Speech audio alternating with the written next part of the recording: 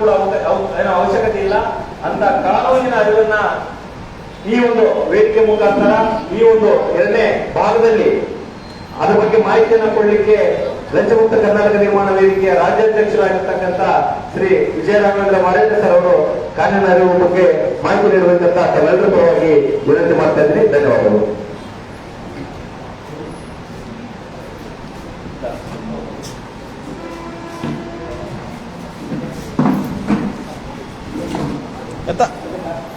ಬರಲ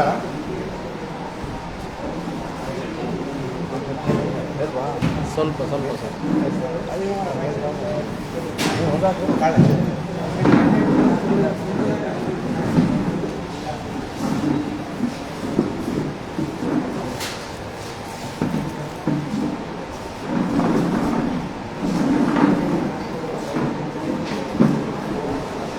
ಹೊರಗಡೆ ದಯವಿಟ್ಟು ಒಳಗಡೆ ಬಂದು ಕೊಡ್ಬೇಕಾಗಿ ಕೋರಿಕೆ. ಅಲ್ಲಿ ಕಣಪಣ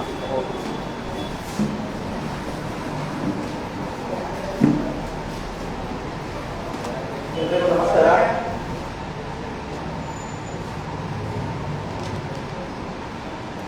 ಸಾಮಾಜಿಕ ಹೋರಾಟಗಾರರಾಗಿ ಅಥವಾ ಹೋರಾಟಗಾರರಾಗಿ ನಾನು ಯಾಕೆ ಎರಡು ವಿಭಿನ್ನ ಪದಗಳನ್ನು ಬಳಸ್ತಾ ಇದ್ದೀನಿ ಅಂದರೆ, ಹೋರಾಟ ಪೊಲಿಟಿಕಲ್ ಹೋರಾಟವನ್ನು ಮಾಡ್ತಾರೆ, ವಿದೌಟ್ ಪಾಲಿಟಿಕ್ಸು ಮಾಡ್ತಾರೆ. ಈಗ ನಮ್ಮದು ವೇದಿಕೆ ಲಂಚಮುಕ್ತ ಕರ್ನಾಟಕ ನಿರ್ಮಾಣದಲ್ಲಿ ನಮ್ಮದು ಹೋರಾಟ, ಆದರೆ ಇದರಲ್ಲಿ ರಾಜಕೀಯ ಯಾವುದೂ ಇಲ್ಲ. ಜನಗಳಿಗೆ ತೊಂದರೆ ಆಗ್ತಾ ಇದೆ, ನೇರವಾಗಿ ಅವರ ಸಮಸ್ಯೆಯನ್ನು ತಿಳ್ಕೊಳ್ಳೋದು, ಸಂಬಂಧಪಟ್ಟ ಅಧಿಕಾರಿಗಳಿಗೆ ಹೇಳೋದು, ಇಲ್ಲ ಕಾನ್ಫರೆನ್ಸ್ ಕಾಲಲ್ಲಿ ಯಾವುದು ತಗೊಳ್ಳೋದು, ಆನ್ ದ ಸ್ಪಾಟ್ ಈ ಇರುತ್ತ ನೋಡಿ ಏನು ಮಿಸ್ಟರ್ ಗ್ರೌಂಡ್ ಲಾಟ್ರಿ ಆ ಥರ ಯಾರಿಗೂ ನಾವು ಮೆಸೇಜ್ ಅರ್ಥ ಆಗಬೇಕಾಗಿಲ್ಲ. ನಮ್ಗೆ ಯಾರು ಫೋನ್ ಮಾಡ್ತಾರೆ ಅವರಿಗೊಂದು ಕ್ಲಾರಿಟಿ ಸಿಗುತ್ತೆ. ಇಲ್ಲ ಅಂದ್ರೆ ಅವ್ರು ಏನಂತಂದರೆ ನಾವು ಫೋನ್ ಡಿಸ್ಕನೆಕ್ಟ್ ಮಾಡಿದ್ರೆ ಇವ್ರೇನೋ ಮಾತಾಡ್ತಾರೆ, ಅವ್ರಿಗೇನೋ ಮಾತಾಡ್ತಾರೆ, ನಮಗೂ ಕ್ಲಾರಿಟಿ ಸಿಗುತ್ತೆ. ಯಾಕಂದರೆ ಅಧಿಕಾರಿ ಒಂದು ಹೇಳ್ತಾನೆ, ಇವನು ಇನ್ನೊಂದು ಹೇಳ್ತಾರೆ, ಯಾರಿಗೂ ನಮ್ಗೆ ಹೇಳ್ತಾರೆ, ಅವ್ರು ಇನ್ನೊಂದು ಥರ ಹೇಳ್ತಾರೆ, ಇಬ್ಬರಿಗೂ ಕ್ಲಾರಿಟಿ ಸಿಗುತ್ತೆ. ನಾನು ಮೂರನೇ ವ್ಯಕ್ತಿ ಮಧ್ಯದಲ್ಲಿ ಇದ್ದೀನಿ, ನನಗೂ ಗೊತ್ತಾಗುತ್ತೆ ಯಾರು ದಾರಿ ತಪ್ಪಿಸ್ತಾ ಇದ್ದಾರೆ ಅಂತ. ಎರಡು ಕಡೆಯಿಂದನೂ ಇರ್ಬೋದು, ಅದು ವಿವೇಚನೆ ನಾವು ಮಾಡ್ಕೋಬೇಕು. ಯಾರು ಇದರಲ್ಲಿ ಮಾಹಿತಿನ ಮುಚ್ಚಿಡ್ತಾ ಇದ್ದಾರೆ ಅದು ಒಂದು ಗೊತ್ತಾಗುತ್ತೆ. ಹಾಗಾಗಿ ಎಲ್ರಿಗೂ ಸಮಸ್ಯೆ ಬರ್ತಾ ಇರೋದು ಆರ್ ಟಿ ಐ ಒಂದು ಈ ನಮ್ಮ ಹೋರಾಟದ ಒಂದು ಭಾಗ. ಆದರೆ ಎಲ್ರಿಗೂ ತೊಂದರೆ ಆಗ್ತಾ ಇರೋದ್ರಲ್ಲಿ ಪೊಲೀಸ್ ಅಂದರೆ ನಾವು ಪಬ್ಲಿಕಲ್ಲಿ ಯಾವುದೇ ಕೆಲಸಗಳನ್ನ ಮಾಡಬೇಕಾದ್ರೆ ನಮ್ಮ ಬಿಹೇವಿಯರ್ ಹೇಗಿರಬೇಕು, ನಡತೆ ಹೇಗಿರಬೇಕು, ನಾವು ಅಧಿಕಾರಿಗಳನ್ನ ಯಾವ ಥರ ಪ್ರಶ್ನೆ ಮಾಡಬೇಕು, ಎಷ್ಟು ಸಂಯಮ ನಾವು ಕಾಪಾಡಬೇಕು, ನಾವು ಅವರಿಗೂ ಸರ್ಕಾರಿ ಅಧಿಕಾರಿಯಾಗಿ ಅವರು ಯಾವ ಥರ ಸಂಯಮನ ಇಟ್ಕೋಬೇಕು. ಬಿಕಾಸ್ ನಮಗಿಂತ ಆ್ಯಕ್ಚುಲಿ ಇರೋದು ಕಾನೂನು ಪ್ರಕಾರ ಸರ್ಕಾರಿ ಅಧಿಕಾರಿಗಳು ಸಾರ್ವಜನಿಕರ ಜೊತೆಯಲ್ಲಿ ತುಂಬ ವಿನಯದಿಂದ ಪ್ರೀತಿ ವಿಶ್ವಾಸದಿಂದ ನಡ್ಕೋಬೇಕು ಅಂತ ಇರೋದು. ಆದರೆ ಬಹಳಷ್ಟು ಕಡೆ ಆಗಲ್ಲ ಅದು. ಅದಕ್ಕೆ ಬೇರೆ ಬೇರೆ ಕಾರಣಗಳು ಇರ್ತವೆ, ನಾವು ಅಧಿಕಾರಿಗಳನ್ನೇ ಬಿಡಿಸೋಕ್ಕಾಗಲ್ಲ. ಸೊ ಈ ಹಿನ್ನೆಲೆಯಲ್ಲಿ ನಾನು ಈ ಕಾರ್ಯಕ್ರಮ ಈಗೇನು ನಾನು ಹೇಳಕೊಟ್ಟಿದ್ದೆ ಒಂದು 21 ಪಾಯಿಂಟ್ ಇಟ್ಕೊಂಡಿದ್ದೀನಿ. ಅಷ್ಟು ಕವರ್ ಮಾಡೋಕ್ಕಾಗತ್ತ ಗೊತ್ತಿಲ್ಲ. ಆದರೆ ಇದೆಲ್ಲ ನಮಗೆ ಹೋರಾಟಗಾರರಿಗೆ day in and day out ಅಂದರೆ ಪ್ರತಿ ಹಂತದಲ್ಲೂ ನಾವು ಇದು ಫೇಸ್ ಮಾಡಲೇಬೇಕಾಗುತ್ತೆ. ಒಂದಿಲ್ಲ ಒಂದು ಕಡೆ ಇದು ಫೇಸ್ ಮಾಡಬೇಕಾಗುತ್ತೆ. ಹಾಗಾಗಿ 21 ಅಂಶಗಳಲ್ಲಿ ಏನು ಹೇಳ್ತೀನಿ ಅದನ್ನು ನಾನು ಈಗ 4 ಗಂಟೆ ಆಗ್ತಾ ಇದೆ. ನನ್ನ ಪ್ರಕಾರ 5 ಗಂಟೆಗೆ ಕ್ಲೋಸ್ ಮಾಡಬೇಕು. ಕೆಲವರು 100 ಕಿಲೋಮೀಟರ್ ದೂರ ಹೋಗೋರು ಇದ್ದಾರೆ ಅನ್ಸುತ್ತೆ. ಇಲ್ಲ ಪರವಾಗಿಲ್ಲ 5 ಗಂಟೆವರೆಗೆ ಎಕ್ಸ್ಟೆಂಡ್ ಮಾಡಿ ಅಂತ ಹೇಳಿದ್ರೆ ನಾನು ಎಡಿಷನಲ್ ಯಾರಾದರೂ ಹೆಚ್ಚುವರಿ ಆಗಿ 15 ಅದನ್ನು ತಗೋತೀನಿ. ಆದರೆ ನನ್ನ ಈಗಿನ ಮೆಂಟಲ್ ಪ್ರಿಪರೇಷನ್ ಹೇಗಿದೆ ಅಂದರೆ ನಾವು 5 ಗಂಟೆಗೆ ಕಾರ್ಯಕ್ರಮ ಮುಗಿಸಬೇಕು ಅಂತ ಅದನ್ನು ಇಟ್ಕೊಂಡಿವಿ. ನಿಮ್ಮ ಕೋರಿಕೆ ಮೇರೆಗೆ ನೀವು ಏನಾದರೂ ಮುಂದುವರಿಸ್ಬೋದು ಅಂತಿದ್ರೆ ನಾನು ಖಂಡಿತವಾಗಿ ಇನ್ನೊಂದು 5-10 ನಿಮಿಷ ಮುಂದುವರಿಸಿ. ಏನು ಸಮಸ್ಯೆ ಇದೆ ನಾನು ಜಸ್ಟ್ 21 ಅಂಶಗಳು ಹೇಳ್ತೀನಿ, ನೋಟ್ ಮಾಡ್ಕೋಬೋದು. ಯಾಕಂದರೆ ಇದು ನಿಮಗೆ ಪ್ರತಿ ಹಂತದಲ್ಲೂ ಇದು ನಿಮ್ಮ ಮನಸ್ಸಲ್ಲಿ ಈ ಪ್ರಶ್ನೆಗಳು ಎತ್ತೇ ಹೇಳ್ತವೆ.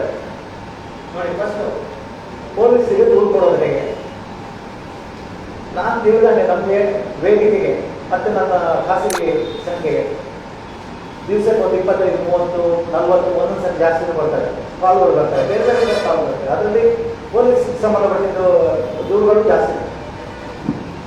ಸರ್ ನಾನು ದೂರು ಕೊಟ್ಟಿದ್ದೀನಿ, ನನಗೆ ಅದಕ್ಕೆ ಏನು ರೆಸ್ಪಾನ್ಸ್ ಬರ್ತಾ ಇಲ್ಲ. ನಾನು ಫಸ್ಟ್ ಕೇಳೋದವರಿಗೆ ನೀವು ಏನು ದೂರು ಕೊಟ್ಟಿದ್ದೀರ ಅದನ್ನು ಫಸ್ಟ್ ನನಗೆ ಪ್ರತಿ ಕಳಿಸ್ತಾ ನೋಡಿದಾಗ ಅಲ್ಲಿ ಕೆಲವು ವಿಚಿತ್ರಗಳು ಕಾಣಿಸ್ತದೆ. ನಾನು ಮತ್ತೆ ಈ ವಿವರಣೆ ಕೊಡ್ತಾನೆ ಅವಾಗ ಕೇಳ್ತೀನಿ. ಓಕೆ, ಫಸ್ಟ್ ಪೊಲೀಸರಿಗೆ ದೂರು ಕೊಡೋದು ಹೇಗೆ, ಮತ್ತೆ ಪೊಲೀಸರು ಯಾವ ರೀತಿಯ ದೂರುಗಳನ್ನು ಸ್ವೀಕರಿಸಬಹುದು ಅಂತ. ಅಂದರೆ FIR ಹಾಕ್ಬೋದು, NCR ಅಂತ ಇದೆ, ನಾನ್ ಕಾಗ್ನಿಸಬಲ್ ರಿಪೋರ್ಟ್ ಅಂತ ಇದೆ, ಅಥವಾ ಸಿಂಪಲ್ ಸೀಟ್ ಇರ್ತೀವಿ ಸುಮ್ಮನೆ ನಿಮ್ಮನ್ನು ಸೀಲ್ ಹಾಕೊಡ್ತಾರೆ ಅಷ್ಟೇ. ನೀವು ದೂರು ಕೊಡ್ತೀರಾ ಅದನ್ನು ಸೀಲ್ ಹಾಕೊಡ್ತಾರೆ. ಅದು 3 ತಿಂಗಳಲ್ಲಿ ಅದು ಒಂದು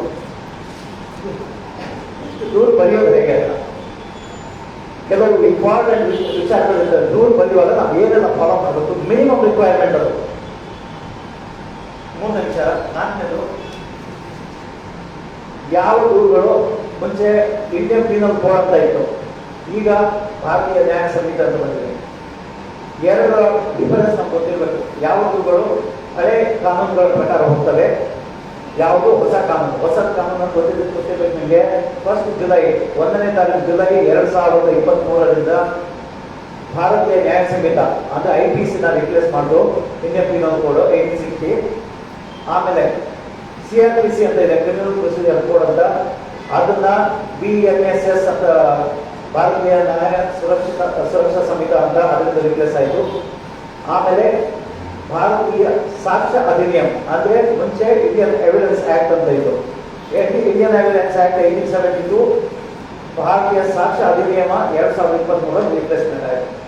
ಆದರೆ ಹೆಚ್ಚಿನ ಬದಲಾವಣೆಗಳು ಏನು ಮಾಡಿಲ್ಲ, ನೀವು ತಲೆ ಕೆಡಿಸ್ಕೋಬೇಕಾಗಿಲ್ಲ. ಮುಂಚೆ ಯಾರಾದರೂ ಅದನ್ನು ಓದಿದವರು ಇದ್ರೆ ಒಂದಿಷ್ಟು ಸೆಕ್ಷನ್ಗಳು ಆ ಕಡೆ ಈ ಕಡೆ ಬಂದಿದೆ. ಮತ್ತೆ ಕೆಲವೊಂದು ಪರ್ಟಿಕ್ಯುಲರ್ಲಿ ಭಾರತೀಯ ನ್ಯಾಯ ಸಂಹಿತದಲ್ಲಿ ಶಿಕ್ಷೆ ಪ್ರಮಾಣ ಕೆಲವು ಜಾಸ್ತಿ ಮಾಡಿದ್ದಾರೆ. ಅದು ಬಿಟ್ಟರೆ ಅಂತಹ ಒಂದು ದೊಡ್ಡದಾದ ಬದಲಾವಣೆಗಳು ಯಾವುದೂ ಇಲ್ಲ. ಅದ್ರ ಬಗ್ಗೆ ಹೇಳ್ತೀನಿ. ಮತ್ತೆ ದೂರುಗಳಲ್ಲಿ ಎಷ್ಟು ಟೈಪ್ ಅಂತ, ಅಪರಾಧ ದೂರಲ್ಲ, ಅಪರಾಧಗಳಲ್ಲಿ ಒಂದು ಸಂಜ್ಞೆಯ ಒಂದು ಅಸಂಜ್ಞೆಯ ಅಂದರೆ ಕಾಗ್ನೈಸಬಲ್ ಅಂಡ್ ನಾನ್ ಕಾಗ್ನೈಸಬಲ್. ಅದ್ರ ಬಗ್ಗೆ ಸಂಕ್ಷಿಪ್ತವಾಗಿ ಕೊಡ್ತೀನಿ.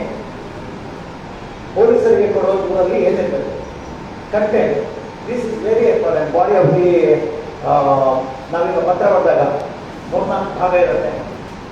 ಯಾರಿಂದ ಯಾರಿಗೆ, ವಿಷಯ, ಉಲ್ಲೇಖ, ಮತ್ತೆ ಬಾಡಿ ಆಫ್ ದ ಅಂದರೆ ಏನು ಅನ್ನೋದು ಸಾರಾಂಶ ಬಗ್ಗೆ.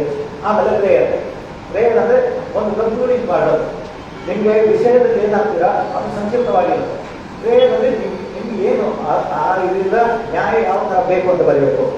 ಈ ವಿಷಯ ಮತ್ತೆ ಪ್ರೇಯರ್ ಏನಿದ್ವಿ ಅದು ತುಂಬ ಇಂಪಾರ್ಟೆಂಟ್ ಆಗುತ್ತೆ. ನೀವು ಮಧ್ಯಭಾಗದಲ್ಲಿ ಏನು ಕೊಡ್ತೀರಾ ಅದು ಆ ಘಟನೆಯನ್ನು ಒಂದು ದಾರಿ ತೋರಿಸೋದು ಅಷ್ಟೇ. ಅದರ ಬೇಸಲ್ಲಿ ನೀವು ಪ್ರೇಯರ್ ಮಾಡಬೇಕಾಗುತ್ತೆ. ಪ್ರೇಯರ್ ಅಂದರೆ ಐದಿನಲ್ಲಿ ನೀವೇನು ನ್ಯಾಯ ಯಾವ ಥರ ಬೇಕು ಅಂತ ನೀವು ಹೇಳಬೇಕಾಗುತ್ತೆ. ಪೊಲೀಸರು ದೂರ ತಗೊಳ್ಳಿಲ್ಲ ಅಂತ ನೀವು ಏನು ಮಾಡಬೇಕು, ಇದು ಬಹುತೇಕ ಇರೋ ಪ್ರಶ್ನೆ. ಅದಕ್ಕೆ ಹೇಳಿದ್ರು ನಾನು ಗೊತ್ತಾಗ್ತೀನಿ, ನಿಮಗೆ ಗೊತ್ತಾಗ್ತದೆ. ನಿಮ್ಗೆ ಅವಾಗವಾಗ ಬರೋ ಪ್ರಶ್ನೆಗಳಿದೆ, ಅದು ನಿಮಗೆ ಗೊತ್ತಾಗುತ್ತೆ. ದೂರು ಸ್ವೀಕರಿಸಿದಂತೆ ಏನು ಮಾಡಬೇಕು, ಮತ್ತೆ ಯಾವ್ಯಾವ ದೂರು ಯಾರ್ಯಾರಿಗೆ ಕೊಡಬೇಕು. ಎಲ್ಲ ದೂರು ನಾವು ಪೊಲೀಸ್ ಸ್ಟೇಷನ್ ಕೊಡೋಕ್ಕಾಗಲ್ಲ. ಭ್ರಷ್ಟಾಚಾರ ದೂರು ಬರೀ ಭ್ರಷ್ಟಾಚಾರ ನಾವು ಅವ್ರಿಗೆ ಕೊಡೋಕ್ಕಾಗಲ್ಲ. ಮುಂಚೆ ACB ಅಂತ ಇತ್ತು, ಆ್ಯಂಟಿ ಕರಪ್ಷನ್ ಬ್ಯೂರೋ, ಅದು ಇವಾಗಿಲ್ಲ. ಈಗ ಲೋಕಾಯುಕ್ತ ಅಂದರೆ ಲೋಕಾಯುಕ್ತ ಪೊಲೀಸರಿಗೆ ಕೊಡಬೇಕು. ಇದೇ ಥರ ಬೇರೆ ಬೇರೆ ಇದೆ. SCLK ಆ್ಯಕ್ಟ್ ಅಂತ ಬರುತ್ತೆ. SCLK ಆ್ಯಕ್ಟ್ ಪೊಲೀಸ್ ಸ್ಟೇಷನ್ ನಿಮಗೆ ಅಧಿಕಾರ ಇಲ್ಲ. ಮಿನಿಮಮ್ DYSP ACP ಅಂತ ಸಿಟಿ ಅವ್ರಿಗೆ ಇರುತ್ತೆ. ಹಾಗೆ ಭ್ರಷ್ಟಾಚಾರ ದೂರು SP ಅವರಿಗೆ ಕೊಡಬೇಕು, ಅಡ್ರೆಸ್ ಮಾಡಬೇಕು, ಅವರಿಗೆ ಪವರ್ಸ್ ಇರೋದನ್ನ ತನಿಖೆ ಮಾಡೋಕ್ಕೆ. ಬೇರೆ ಯಾರೂ ಇಲ್ಲ. ಇಲ್ಲಿ ಇನ್ಸ್ಪೆಕ್ಟರ್ಸ್ ಇರ್ತಾರೆ ಅಥವಾ ಕೆಳಗಿನಂತ DSPಗಳು ಇರ್ತಾರೆ, ಆದರೆ ಅವ್ರಿಗೆ ಅದು ಅಧಿಕಾರ ಇಲ್ಲ. ಇವರು ಎಕ್ಸಾಕ್ಟ್ ಮಾಡಬೇಕಷ್ಟೇ, SPಗಳು ಎಕ್ಸಾಕ್ಟ್ ಮಾಡಬೇಕು, ಆ ಪ್ರಕರಣ ತನಿಖೆ ಮಾಡೋಕ್ಕಷ್ಟೇ. ದೇರ್ ಓನ್ಲಿ ಸಿಕ್ಕಿದ್ದಿ orders of the higher officer ಅಷ್ಟೇ. ಮತ್ತೆ ಪೊಲೀಸರು ಎಷ್ಟೋ ಸಾರಿ ದೂರು ಫೋನ್ ಮಾಡಬೇಕು, ಸ್ಟೇಷನ್ಗೆ ಬನ್ನಿ ನಿಮ್ಮ ದೂರು ಬಂದಿದೆ ಅಂತ ಹೇಳ್ತಾರೆ. ನೀವು ಏನು ಮಾಡಬೇಕು ಅಂತ ನಿಮ್ಮ ಹಕ್ಕುಗಳೇನು ಅವ್ರು ಕಾಲ್ ಮಾಡ್ತಾರೆ. ನೆಕ್ಸ್ಟು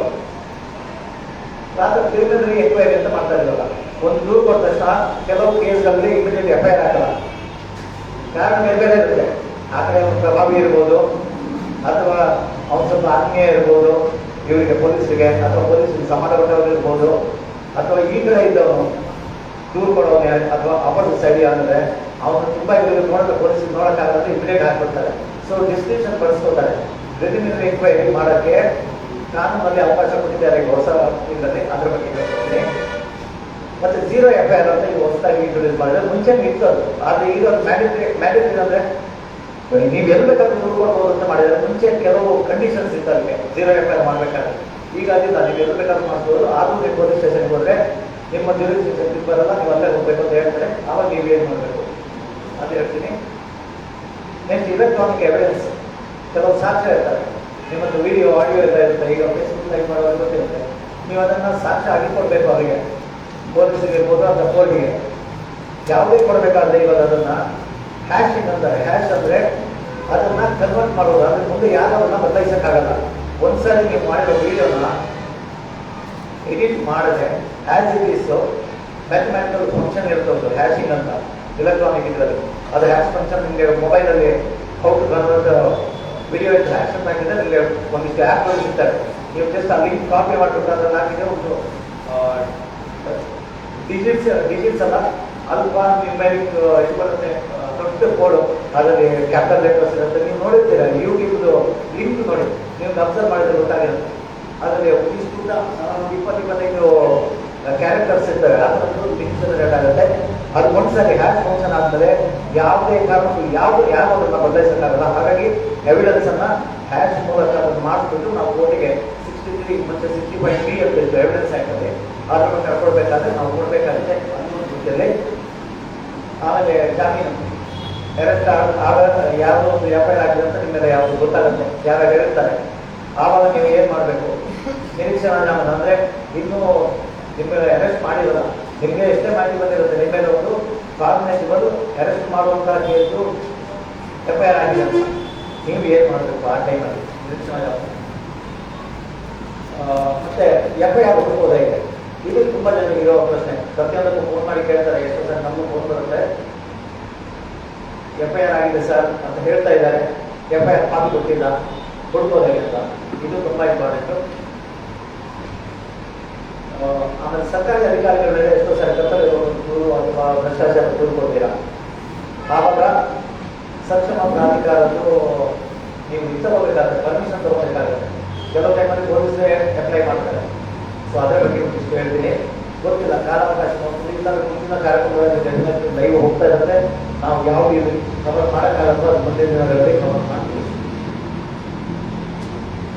ಮತ್ತೆ ಪ್ರಾಸಿಕ್ಯೂಷನ್ ಸ್ಯಾಂಕ್ಷನ್ ಅಂತೀವಿ. ಯಾವ ಟೈಮಲ್ಲಿ ಪ್ರಾಸಿಕ್ಯೂಷನ್ ಸ್ಯಾಂಕ್ಷನ್ ತಗೋಬೇಕು, ಪ್ರಾಸಿಕ್ಯೂಷನ್ ಸ್ಯಾಂಕ್ಷನ್ ಬೇಕು ಅದನ್ನು ಹೇಳ್ತೀನಿ. ನಮಗೆ ಯಾವ ಸಂಸ್ಥೆಗಳಲ್ಲಿ ದೂರು ದಾಖಲಿಸೋ ಅವಕಾಶ ಇದೆ. ಬರೀ ನಾವು ಅಂದ್ಕೋಬೇಕು ಪೊಲೀಸ್ ಸ್ಟೇಷನ್ಗೆ ಮಾತ್ರ ಅವಕಾಶ ಇದೆ ಅಂತ. ಬೇಕಾದಷ್ಟೇ ಕರ್ತವ್ಯ ಲೋಪ ಆದಾಗ ಅಧಿಕಾರಿಗಳದ್ದು ಬರೀ ನಾವು ಹಿರಿಯ ಅಧಿಕಾರಿಗಳು ಮಾತ್ರ ಅಲ್ಲ, ಅಥವಾ ಯಾವ IPC ಅಥವಾ BNS ಅಲ್ಲಿ ಮಾಡಿದ ತಪ್ಪು ಅಂತ ಆದರೆ ನಾವು ಸಿವಿಲ್ ಆಗಬೇಕಾಗಿಲ್ಲ. ಬೇರೆ ಬೇರೆ ಇಲಾಖೆಗಳಿದೆ, ನೀವು ಅವ್ರಿಗೆ ಶಿಕ್ಷೆ ಮಾಡಬೇಕು. ನಾವು ಅದನ್ನು ಆ್ಯಕ್ಚುಲಿ ಉಳಿಸ್ಕೋಬೇಕು. ನಾವು ಫ್ರೀಗೆ ಅವತ್ತು ಲೈವ್ ಮಾಡಿಬಿಟ್ರೆ ಅಧಿಕಾರಿಗಳಿಗೆ ಗೊತ್ತು ನಮ್ಮನ್ನು ರಕ್ಷಣೆ ಮಾಡೋಕ್ಕೆ ಹೈಯರ್ ಆಫೀಸರ್ ಇದ್ದಾರೆ, ಯಾಕಂದರೆ ಅವ್ರನ್ನ ರಕ್ಷಣೆ ಮಾಡೋಕ್ಕೆ ಅವರ ಹೈಯರ್ ಆಫೀಸರ್ ಇದ್ದಾರೆ. ಸೊ ಇದು ಒಂದು ರೀತಿಯಲ್ಲಿ ಒಂದಿಷ್ಟು ಕಡಿವಾಣ ಬೀಳುತ್ತೆ. ಹಾಗಾಗಿ ನಾವು ಈ ಅಧಿಕಾರಿಗಳಿಗೆ ಡಿಪಾರ್ಟ್ಮೆಂಟಲ್ಲಿ ಎಂಕ್ವೈರಿ ಅಂತ ಹೇಳಿದ್ರೆ ಎಷ್ಟೋ ಜನ ಅವನ್ನ ಬಳಸೋದಿಲ್ಲ. ಏನೋ ತಪ್ಪು ಮಾಡಿದ್ರೆ ಒಮ್ಮೆ ಹೋಗೋದು, ಅದು ದೂರು ಕೊಡೋದು, 2-3 ವರ್ಷ ಆದ್ರೂ ಅದು ಕೇಸ್ ಮುಂದಕ್ಕೆ ಬರೋದಿಲ್ಲ. ಇಲ್ಲ ಪೊಲೀಸ್ ಸ್ಟೇಷನ್ಗೆ ಹೋಗೋದು ದೂರು ಕೊಡೋದು, ಅದು ಪೊಲೀಸರು ನಮ್ಗೆ ಬರಲ್ಲ ನೀವು ಅದು ಕೊಡಬೇಕು ಅಂತ ಹೇಳೋದು, ಈ ಥರ ಆಗುತ್ತೆ. ಮೂರನೇ ಅಂಶ ನಮ್ಗೆ ಇರೋದು ಡಿಪಾರ್ಟ್ಮೆಂಟ್ ಹೆವಿ ಆಗ್ತಾರೆ. ರೂಲ್ಸ್ ಇದೆ, ಕಂಡಕ್ಟ್ ರೂಲ್ಸ್, ಮತ್ತು ಅವರಿಗೆ ಪನಿಷ್ಮೆಂಟ್ ಕೊಡೋಕ್ಕೆ ಸರ್ಕಾರಿ ಅಧಿಕಾರಿಗಳಿದೆ. ಕೇಂದ್ರ ಸರ್ಕಾರಿ ಅಧಿಕಾರಿ ಅಂತಲ್ಲ, ಸಿಬ್ಬಂದಿಗಳಿಗಿದೆ, ರಾಜ್ಯ ಸಿಬ್ಬಂದಿಗಳಿಗಿದೆ, ಸರ್ಕಾರಿ ಸಿಬ್ಬಂದಿಗಳಿಗೆ. ಅದ್ರ ಬಗ್ಗೆ ಒಂದಿಷ್ಟು ಹೇಳ್ತೀನಿ. ಮತ್ತೆ ABC ನೀವು ಕೇಳಬೇಕು. B ರಿಪೋರ್ಟ್ ಹಾಕಿದ್ರು ಸರ್ ನಮ್ಮ ಪ್ರಕರಣಕ್ಕೆ, C ರಿಪೋರ್ಟ್ ಹಾಕಿದ್ರು ಸರ್, FIR ಹಾಕಿಲ್ಲ, ಈ ಥರದ್ದು ಬರುತ್ತೆ ಪ್ರಶ್ನೆ. ABC ಏನು ಅಂತ ಹೇಳ್ತೀನಿ. ಆ 3 ಕ್ಯಾಟಗರಿ ಇದೆ. FIR ಅನ್ನು ಆಫೀಸ್ಲಿ ನ್ಯಾಯಾಲಯಕ್ಕೆ ಹೋಗುತ್ತೆ, ಅಲ್ಲಿ ಅಂತಿಮ ವರದಿ ಅಂತ ಇದು ದಾಖಲು ಮಾಡ್ತಾರೆ ಇವರು ಯಾರು ಪೊಲೀಸರು. ಅದಾದಮೇಲೆ ನ್ಯಾಯಾಲಯದ ಪ್ರಕ್ರಿಯೆ ಪ್ರಾರಂಭವಾಗುತ್ತೆ, ಚಾರ್ಜ್ ಅಂತ ಹೇಳ್ತಾರೆ. ಅದಕ್ಕೆ ಚಾರ್ಜ್ ಶೀಟ್ ಅನ್ನೋದು ಆದಮೇಲೆ ಇದಕ್ಕೆ ಪೊಲೀಸ್ ಅಂತಿಮ ವರದಿ ಅಂತ ಯಾವುದು ನಮ್ಮ ಮಾತಲ್ಲಿ ಪೊಲೀಸ್ ಚಾರ್ಜ್ ಶೀಟ್ ಸಬ್ಮಿಟ್ ಮಾಡೋದು ಅಂತ ಹೇಳ್ತೀವಿ. ಅದು ಚಾರ್ಜ್ ಶೀಟ್ ರೂಪ ತಗೊಳ್ಳೋದು ಕೋರ್ಟಲ್ಲಿ ಎಟ್ಟಿದ್ದಾರೆ. ಇವ್ರು ಜಸ್ಟ್ ರಿಪೋರ್ಟನ್ನು ಸಬ್ಮಿಟ್ ಮಾಡ್ತಾರೆ ಅಷ್ಟೇ, ಅಂತಿಮ ಹೋದಲ್ಲಿ ಅದ್ರ ಬಗ್ಗೆ ಹೇಳ್ತೀನಿ. ಆಮೇಲೆ ಉಚಿತ ಕಾನೂನು ಸಲಹೆ. ಎಷ್ಟೋ ಜನರಿಗೆ ಗೊತ್ತೇ ಇಲ್ಲ, ಅವರಿಗೆ ಅಡ್ವೊಕೇಟ್ ತಿಳಿಸ್ಕೊಡಕ್ಕಾಗಲ್ಲ, ಹಾಗಾಗಿ ಹಾಗೆ ಸುಮ್ಮನೆ ನಿಲ್ಸ್ಕೊತಾರೆ. ಸರ್ಕಾರ ಕೆಲವು ವರ್ಗದವರಿಗೆ ಉಚಿತ ಕಾನೂನು ಪಡೆಯಕ್ಕೆ ಅವಕಾಶ ಮಾಡಿಕೊಟ್ಟಿದೆ. ಅದು ಎಷ್ಟೋ ಜನರಿಗೆ ಗೊತ್ತಿಲ್ಲ. ಬದುಕಲ್ಲಿ ಹೆಣ್ಮಕ್ಳಿಗೆ, ಮಕ್ಕಳಿಗೆ, ಆಮೇಲೆ ಇನ್ಕಮ್ 1 ಲಕ್ಷಕ್ಕಿಂತ ಕಡಿಮೆ ಇದ್ದವರಿಗೆ, ಅಂದ್ರೆ ಬಿಲ್ ಕಟ್ಕೊಳ್ಳೋಣ, ಯಾಕಂದ್ರೆ 1,20,000 ಬಿಲ್, SC STಗಳಿಗೆ, ಈ ತರ ಕೆಲವು ವರ್ಗದವರಿಗೆ ಉಚಿತ ಕಾನೂನು ನೆರವಿದೆ. ಅವ್ರು ಸಪೋಸ್ ಸುಪ್ರೀಂ ಕೋರ್ಟ್ ಹೋಗ್ಬೇಕಾದ್ರೆ ಅವ್ರ ಇನ್ಕಮ್ 5 ಲಕ್ಷಕ್ಕಿಂತ ಕೆಳಗಿರ್ಬೇಕು. ಬೇರೆ ನ್ಯಾಯಾಲಯಗಳಿಗೆ ಹೋಗ್ಬೇಕಂದ್ರೆ 1 ಲಕ್ಷಕ್ಕಿಂತ ಕಮ್ಮಿ ಇರ್ಬೇಕು. 1 ಲಕ್ಷ 3 ಲಕ್ಷಕ್ಕಿಂತ ಕಮ್ಮಿ. ಸೊ ಈ ತರ ಇರುತ್ತೆ. ಎಷ್ಟು ಜನರಿಗೆ ಗೊತ್ತಿರಲ್ಲ, ನಮಗೆ ಮಾಡೋಕ್ಕಾಗಲ್ಲ ಸರ್ ಅಂತ ಹೇಳಿದ್ರೆ, ಅದು ಅಫ್ಕೋರ್ಸ್ ಸರ್ಕಾರ ಅಪಾಯಿಂಟ್ ಮಾಡುವಂತ ಅಧಿಕಾರಿಗಳು, ಅಂದ್ರೆ ನ್ಯಾಯಾಧೀಶರಲ್ಲ, ವಕೀಲರು ಇರ್ತಾರೆ. ಅವ್ರು ಎಷ್ಟು ಇದ್ರ ಕೆಲಸ ಮಾಡ್ತಾರೆ, ಅದು ನಾವು ಒಬ್ರಿಗೆ ಬಿಡ್ಬೇಕಾಗತ್ತೆ ಅಷ್ಟೇ. ಬಟ್ ಇಷ್ಟು ವಿಚಾರಗಳು, ಇದು 21 ವಿಚಾರಗಳು ಇದೆ ಇದರಲ್ಲಿ. ಈಗ ನಾನು ಫಸ್ಟ್ ದೂರಿನ ಬಗ್ಗೆ ತಗೋತೀನಿ, ಯಾಕಂದ್ರೆ ಎಲ್ಲರಿಗೂ ಬೇಕಾಗಿದ್ದು ಕನಿಷ್ಠ ಜ್ಞಾನ ಅಂದ್ರೆ ದೂರು ಬರೆಯೋದು ಹೇಗೆ, ಮತ್ತೆ ನಮ್ಮ ಪೊಲೀಸ್ ಸ್ಟೇಷನ್ಗೆ ಹೋದ್ರೆ ಹಕ್ಕುಗಳು ಏನು ಅಂತ. ಈಗ ದೂರು ಕೊಡಕ್ಕೆ 2-3 ವಿಧಾನ ಇದೆ. ನೀವು ಓಡಲಿ, ಅದೇ ಅಲ್ಲಿ ಹೋಗಿ ಬರೆಯಕ್ಕೆ ಬರಲ್ಲ, ನನಗೆ ಓದಕ್ಕೆ ಬರಲ್ಲ, ಒಂದು ಅನುಭವ, ನನಗೆ ತೆಲುಗು ಲ್ಯಾಂಗ್ವೇಜ್ ಮಾತ್ರ ಬರುತ್ತೆ. ಒಂದು ಎಕ್ಸಾಂಪಲ್, ನೀವು ಪೊಲೀಸ್ ಸ್ಟೇಷನ್ಗೆ ಹೋಗ್ತೀರಾ, ನಿಮ್ಮ ಕನ್ನಡ ಬರೆಯಕ್ಕೆ ಬರಲ್ಲ, ಇಂಗ್ಲೀಷ್ ಬರೆಯಕ್ಕೆ ಬರಲ್ಲ, ಬೇರೆ ಯಾವ ಲ್ಯಾಂಗ್ವೇಜ್ ಬರಲ್ಲ. ನೀವು ದೂರು ಬರೆಸಬೇಕು. ನೀವು ತೆಲುಗಲ್ಲಿ ಕೊಡೋಕ್ಕಾಗಲ್ಲ, ಕರ್ನಾಟಕದಲ್ಲಿ ಕೊಟ್ಟರೆ ಅದು ಇನ್ನೊಮ್ಮೆ ಟ್ರಾನ್ಸ್ಲೇಟ್ ಮಾಡ್ಕೋಬೇಕಾಗುತ್ತೆ. ಅವಾಗ ಏನಾಗುತ್ತೆ ಅಂದರೆ, ನೀವು ಪೊಲೀಸ್ ಠಾಣೆಗೆ ಹೋಗಿ ಅಲ್ಲಿ ರೈಟ್ ಇರ್ತಾನೆ, ಅವನ ಹತ್ರ ಎಲ್ಲ ಹೇಳ್ತೀರಾ, ನರೇಟ್ ಮಾಡ್ತೀರಾ, ಹೀಗಾಯಿತು, ಇಂಥ ದಿವಸ ಹೀಗಾಯಿತು, ಇಂಥ ದಿವಸ ಇದು ಮಾಡ್ದ ಅಂತ ಹೇಳ್ತಾರೆ. ಅವ್ರು ಬರೀತಾರೆ. ಬರೆದ ಮೇಲೆ ಬರೆದ ಕನ್ನಡದಲ್ಲಿ ಇಂಗ್ಲೀಷಲ್ಲಿ, ಕನ್ನಡದಲ್ಲೇ ಕರ್ನಾಟಕದಲ್ಲಿ ಬರೆಯೋದು. ಆ್ಯಕ್ಚುಲಿ ಏನು ಮಾಡಬೇಕಂದ್ರೆ, ಬರೆಸಿದ ಮೇಲೆ ದೂರು ನಾನು ಇವಾಗ ಹೇಳ್ತಾ ಇರೋದು ನಿಮಗೆ ಬರೆಯೋಕ್ಕಾಗಲ್ಲ, ನೀವು ಹೋಗಿ ಪೊಲೀಸ್ ಸ್ಟೇಷನ್ ಬರ್ತೀರಾ ಅಂತ ಕೇಸಲ್ಲಿ ಮಾತ್ರ ನಾನು ಹೇಳ್ತಾ ಇದ್ದೀನಿ. ಅವ್ರು ಬರೆದ ಅಂದರೆ ನಿಮ್ಗೆ ಓದಿ ಹೇಳ್ಬೇಕಲ್ಲ. ಆ್ಯಕ್ಚುಲಿ ನೀವು ಅಲ್ಲಿ ಏನು ಹೇಳಿದ್ದೀರಾ ಅಲ್ಲಿ ಇರೋ ಕಂಟೆಂಟ್ಗೆ 2 ತಾಳೆ ಆಗತ್ತಾ ಅಂತ. ಸಪೋಸ್ ನಿಮ್ಮ ಜೊತೆ ಯಾರೂ ಇಲ್ಲ, ನಿಮಗೆ ತೆಲುಗು ಮಾತ್ರ ಬರೋದು, ಅಲ್ಲಿ ಕನ್ನಡ ಬರ್ತಾರೆ, ಟ್ರಾನ್ಸ್ಲೇಟ್ ಜಾಗವನ್ನು ಕರ್ಕೊಂಡೋಗಿ ಜೊತೆ, ಅದಾದ್ಮೇಲೆ ಸೈನ್ ಮಾಡಿ. ಯಾಕಂದ್ರೆ ಒಂದು ಪದ ಬಳಕೆ ಪೊಲೀಸರು ಅವ್ರು ತುಂಬಾ ಇಂಟೆಲಿಜೆಂಟ್ ಇರ್ತಾರೆ ಇಂಥ ವಿಚಾರದಲ್ಲಿ. ಆಪೋಸಿಟ್ ಪಾರ್ಟಿ ನೋಡ್ತಾರೆ, ಯಾರಲ್ಲಿ ದೂರು ಕೊಡ್ತಾ ಇದ್ದೀವಿ ಅಂತ. ಅವ್ನಿಗೇನಾದ್ರು ಇವ್ರಿಗೆ ಪರಿಚಯ ಇದ್ದಿದ್ರೆ ಅಥವಾ ಸ್ವಲ್ಪ ಇನ್ಫ್ಲೂಯೆನ್ಸ್ ಪರ್ಸನ್ ಆದರೆ ನಿಮಗೆ ತಕ್ಷಣದಾಗ ತಕ್ಷಣಕ್ಕೆ ಏನು ಮಾಡ್ತಾರೆ ಅಂದರೆ, ನೀವು ಒಂದು ಪದ ಹೇಳ್ತೀರಾ ಅನ್ಕೊಳ್ಳಿ, ನನಗೆ ನಾನು ಒಂದು ಎಕ್ಸಾಂಪಲ್ ಹೇಳ್ತಾ ಇದ್ದೇನೆ. ಒಂದು ಪ್ರಕರಣದಲ್ಲಿ ಬಡದಾಟ ಆಗುತ್ತೆ, ನೀವು ದೂರ ಕೊಟ್ಟು ಏನು ಹೇಳ್ತೀರಾ, ನಾನು ಅಲ್ಲಿ ನಿಂತಿದ್ದೆ, ಆವಾಗ ಅವನು ಎಕ್ಸ್ ಅನ್ನೋದು ದೊಡ್ಡ ತಗೊಂಡು ನನಗೆ ಹೊಡೆದ ಅಂತ ನೀವು ಹೇಳ್ತೀರಾ. ಇವ್ರು ಏನ್ ಮಾಡ್ತಾರೆ, ದೊಣ್ಣೆ ಅನ್ನೋದು ಬಿಟ್ಬಿಡ್ತಾರೆ, ಹೊಡೆದ ಅಂತ ಬಡ ಹಾಕ್ತಾರೆ. 2 ಸೆಕ್ಷನ್ ಚೇಂಜ್ ಆಗುತ್ತೆ, ಅದಕ್ಕಿರೋ ಪನಿಷ್ಮೆಂಟ್ ಚೇಂಜ್ ಆಗುತ್ತೆ, ಎಲ್ಲ ಚೇಂಜ್ ಆಗುತ್ತೆ. ಮೇಜರ್ ಕ್ರೈಮ್ ಇದ್ದಿದ್ದು ಮೈನರ್ ಕಟ್ ಆಗೋಗುತ್ತೆ. ಅಂದ್ರೆ ಘೋರ ಕೃತ್ಯ ಇದ್ದಿದ್ದು ಸಾಮಾನ್ಯ ಕೃತ್ಯಕ್ಕೆ ಬಂದ್ಬಿಡುತ್ತೆ. ಹಾಗಾಗಿ ದೂರು ಕೊಡುವಾಗ ನಿಮ್ಮ ಅರ್ಜಿಯಲ್ಲಿ ಸ್ಪೆಸಿಫಿಕ್ ಆಗಿ ನೀವು ಮೆನ್ಷನ್ ಮಾಡಬೇಕು, ಏನೇನಾದ್ರು ಘಟನೆ ನಡೆದಿದೆ ಅದನ್ನು ಯಥಾವತ್ತಾಗಿ ನೀವು ಬರೀಬೇಕು. ಅಂದ್ರೆ ಅಪರಾಧ ಏನಾಗಿದೆ ಅದನ್ನ ನೀವು ಕತೆ ಹೇಳೋದು ಬರೋದಿಲ್ಲ. ನಾನು ಕೂತಿದ್ದೆ, ಕಟ್ಟೆ ಮೇಲೆ ಹೋಗಿದ್ದೆ, ಇಲ್ಲೋಗಿದ್ದೆ, ಸಂಕ್ಷಿಪ್ತವಾಗಿ ಕೊಡಿ ಪರವಾಗಿಲ್ಲ. ಯಾಕಂದ್ರೆ ಅನ್ಕೊಂಡು ಹಿನ್ನೆಲೆ ಬೇಕು, ಯಾಕೆ ನಿಮ್ಮೇಲೆ ಯಾಕೆ ರ್ಯಾಕ್ ಮಾಡಿಕೊಂಡು ಆ ಥರದ ಪರಿಸ್ಥಿತಿ ಬಂದಾಗ. ಆದರೆ ನೀವು ಬರೆಯೋ ದೂರಲ್ಲಿ ಮಾತ್ರ ತುಂಬಾ ಅದ್ರ ಬಗ್ಗೆ ದೂರು ಬರೆಯೋದು ಹೇಗೆ ಅದ್ರ ಮುಂದಿನ ಇದರಲ್ಲಿ ಹೇಳ್ತೀನಿ. ನೆಕ್ಸ್ಟು ನೀವು ರೈಟಿಂಗಲ್ಲಿ ಕೊಡ್ಬೋದು. ನಿಮ್ಗೆ ಬರವಣಿಗೆ ಬರುತ್ತೆ, ಬರವಣಿಗೆ ಬರೋದ್ರಿಂದ ನೀವೇ ರೆಡಿ ಮಾಡ್ಕೊಂಡು ಹೋಗ್ತೀರಾ, ಅಲ್ಲಿ ಅವ್ರು ತಗೋತಾರೆ. ಅಲ್ಲಿ ಸಂಜ್ಞೆಯ ಅಸಂಜ್ಞೆಯ ಅಂತ ಇದೆ, ಆದರೆ ಕಾಗ್ನೈಸಬಲ್. ಇದರಲ್ಲಿ BNSS ಅಲ್ಲಿ ಶೆಡ್ಯೂಲ್ 1 ಅಂತ ಇದೆ. ಶೆಡ್ಯೂಲ್ 1 ಅಲ್ಲಿ ವರ್ಗೀಕರಣ ಮಾಡಿದ್ದಾರೆ ಅಫೆನ್ಸಸ್ ಅನ್ನ. 2 ಟೈಪ್ ಇದೆ ಅದು, ಮತ್ತೆ ಒಂದು ಪ್ರೈವೇಟ್ ಕಂಪ್ಲೇಂಟ್. ಅದು ಬಿಡಿ, ಪ್ರೈವೇಟ್ ಕಂಪ್ಲೇಂಟ್ ಬಗ್ಗೆ ಮಾತಾಡ್ತಾರೆ. ಇದರಲ್ಲಿ ಕಾಗ್ನೈಸಬಲ್ ನಾನ್ ಕಾಗ್ನೈಸಬಲ್ ಅಂತ ಇದೆ. ಕೆಲವು ಅಪರಾಧಗಳಿಗೆ ಆ ಸೆಕ್ಷನ್ ಕೆಳಗಡೆ ಅಂದ್ರೆ ಶೆಡ್ಯೂಲ್ ಏನಿದೆ ಅದರಲ್ಲೇ ಹಾಕಿದ್ದಾರೆ. ಇಂತಹ ಪ್ರಕರಣ ಇದು ಅಂದ್ರೆ ಹೀನಿಯಸ್ ಕ್ರೈಮ್ ಅಂತ ಏನು ಹೇಳ್ತೀವಿ ಅದೆಲ್ಲ ಕಾಗ್ನೈಸಬಲ್ ಆಗಿರುತ್ತೆ, ಆಲ್ಮೋಸ್ಟ್ ಆಲ್. ಅಂದರೆ ತಕ್ಷಣದಲ್ಲಿ ಸಮಾಜಕ್ಕೆ ಭೀತಿ ಉಂಟಾಗುವಂಥದ್ದು, ಹೆದರಿಕೆ ಆಗುವಂಥದ್ದು. ಈಗ ಮರ್ಡರ್ ನಮ್ಮದು ಯಾರಾದ್ರೂ ಈಗ ರೋಡ್ ಮರ್ಡರ್ ಮಾಡ್ತಾ ಇದ್ದರೆ ಯಾರಿಗಾದ್ರೂ ಇಲ್ಲಾದ್ರೂ ಮನಸ್ಸು ತಗೊಂಡು ಹೊಡಿತಾ ಇರ್ತಾನೆ, ಅದು ಕಾಂಗ್ರೆಸ್ಗಳು ಆಗೇ ಆಗುತ್ತೆ. ಅದೇ ನೀವು ಏನು ಮಚ್ಚಿಲ್ಲ, ಸುಮ್ಮನೆ ಹೊಡೆದಾಗ್ತಾ ಇರ್ತದೆ, ಕೈಯಲ್ಲಿ ಗುದ್ಕೊಳ್ತಾ ಇರ್ತಾರೆ, ಏಟಾಗುತ್ತೆ ಇಬ್ರು ಏನೋ ವೈಯಕ್ತಿಕ ಮಾಡ್ಕೊಂಡು ಏನೋ ಫಿಟ್ ಆಫ್ ರೇಂಜ್ ಅಂತೀವಲ್ಲ, ಆಕ್ರೋಶ ಬಂದ್ಬಿಟ್ಟು ಮಾಡಿರುವಂತ ಅಂತ ಕೇಸಲ್ಲಿ ಇಕ್ಬರಲ್ಲ, ಏನೋ ಅದು ನಾನ್ ಕಾಗ್ನೈಸಬಲ್ ಆಗೋಗುತ್ತೆ, ಇನ್ನೊಂದು ಕಾಗ್ನೈಸಬಲ್ ಆಗುತ್ತೆ. ಈ ತರ ನಾವು ದೂರಲ್ಲಿ ಬರೆಯೋದೇ ಡೆಫಿನೆಟ್ ಆಗಿ ಬರೀಬೇಕಾಗುತ್ತೆ. ಈ ತರನೇ ಪ್ರಕರಣ ನಡೆದಿರೋದಂತ. ಮೂರನೇ ವಿಭಾಗ ಇದು ಟೈಪು, ಇಮೇಲ್ ಅಂತ ಕಳಿಸ್ಬೋದು, ಅದು ಇಲೆಕ್ಟ್ರಾನಿಕ್ ಮೀಡಿಯಂ ಬಳಸ್ಕೊಂಡು ಯಾವುದಾದ್ರೂ ಸರಿ.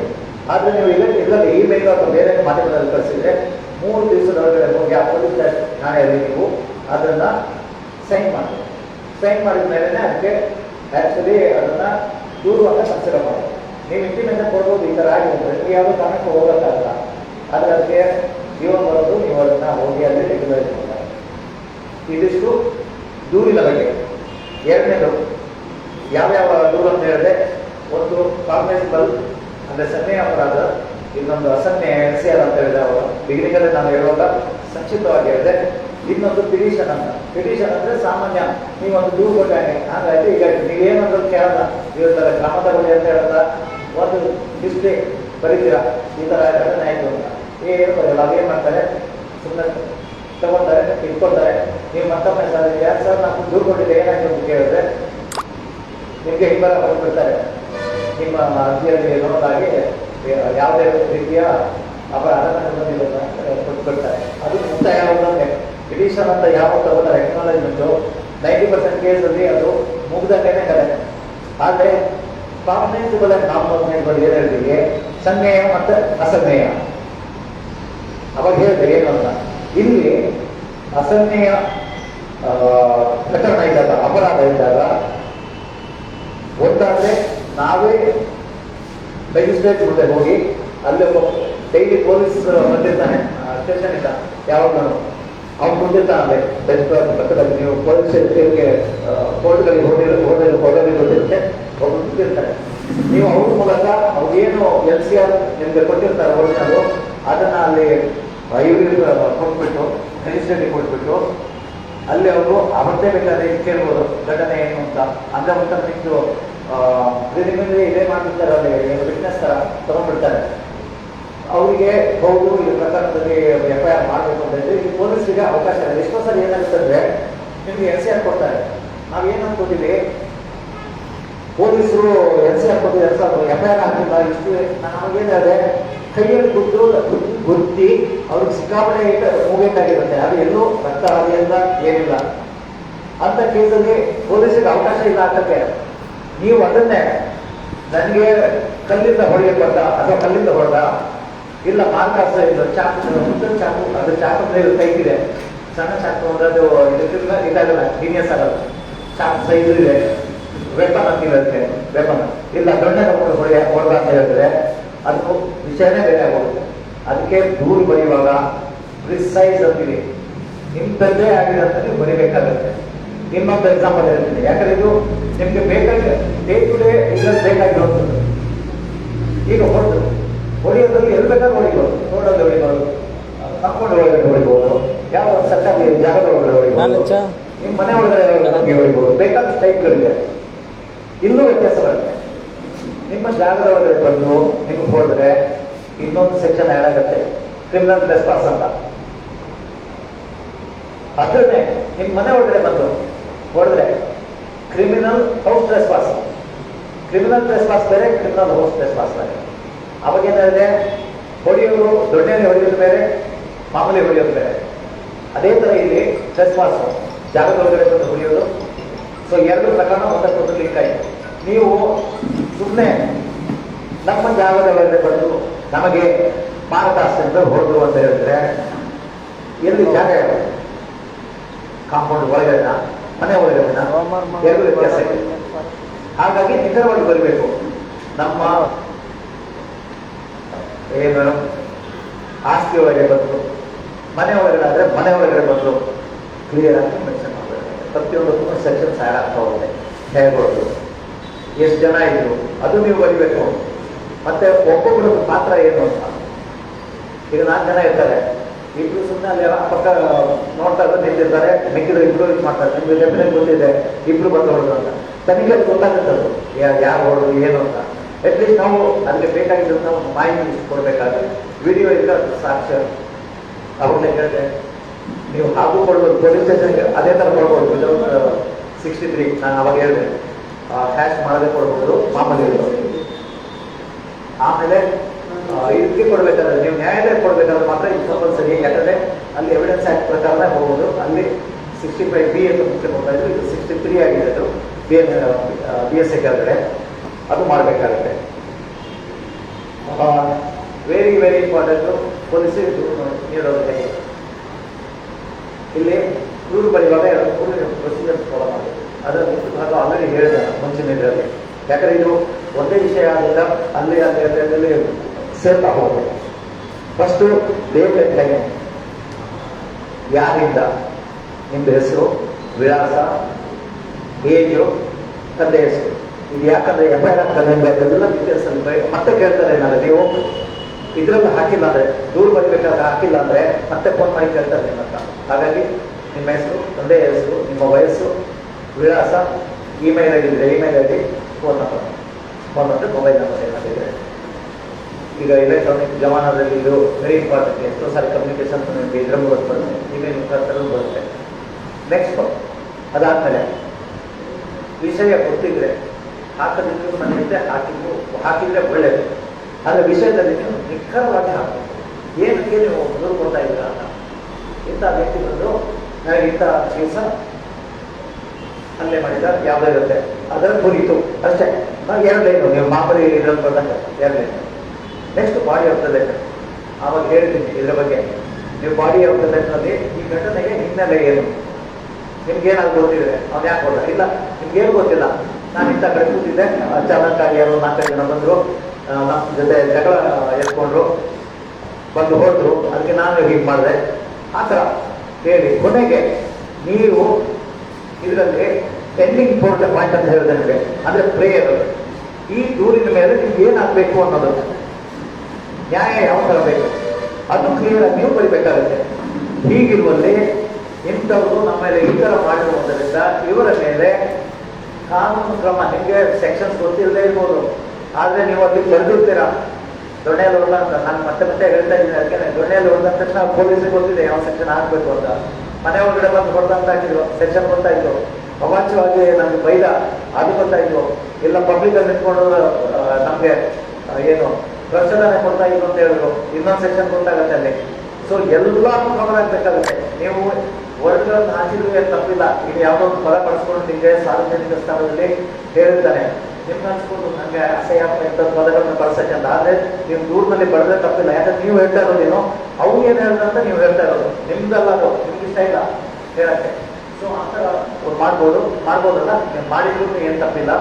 ಇಷ್ಟೇ ಹೇಳಿ ಸೂಕ್ತ ಕ್ರಮ, ಕಾನೂನು ಕ್ರಮ ಕೈಗೊಳ್ಳಿ ಅಂತ ಆಗಿ. ನಮಗೆ ಬರೋ ದೂರುಗಳಲ್ಲಿ ಮೋಸ್ಟ್ ಆಫ್ ದ ಟೈಮ್ಸ್ ನಾನು ನೋಡಿ ಮೋಸ್ಟ್ ಆಫ್ 50% ಎಲ್ಲ ಬರೀತಾರೆ. ನಾನು ಇಷ್ಟು ಗೊತ್ತು ಏನು ಹೇಳಿದೆ ಎಲ್ಲ ಬರೀತಾರೆ. ಕೊನೆಗೆ ಹಾಕ್ತಾರೆ ಅವರನ್ನ ಕರೆಸಿ ಬುದ್ಧಿ ಹೇಳಿ ಕಳಿಸಿ ಅಂತ.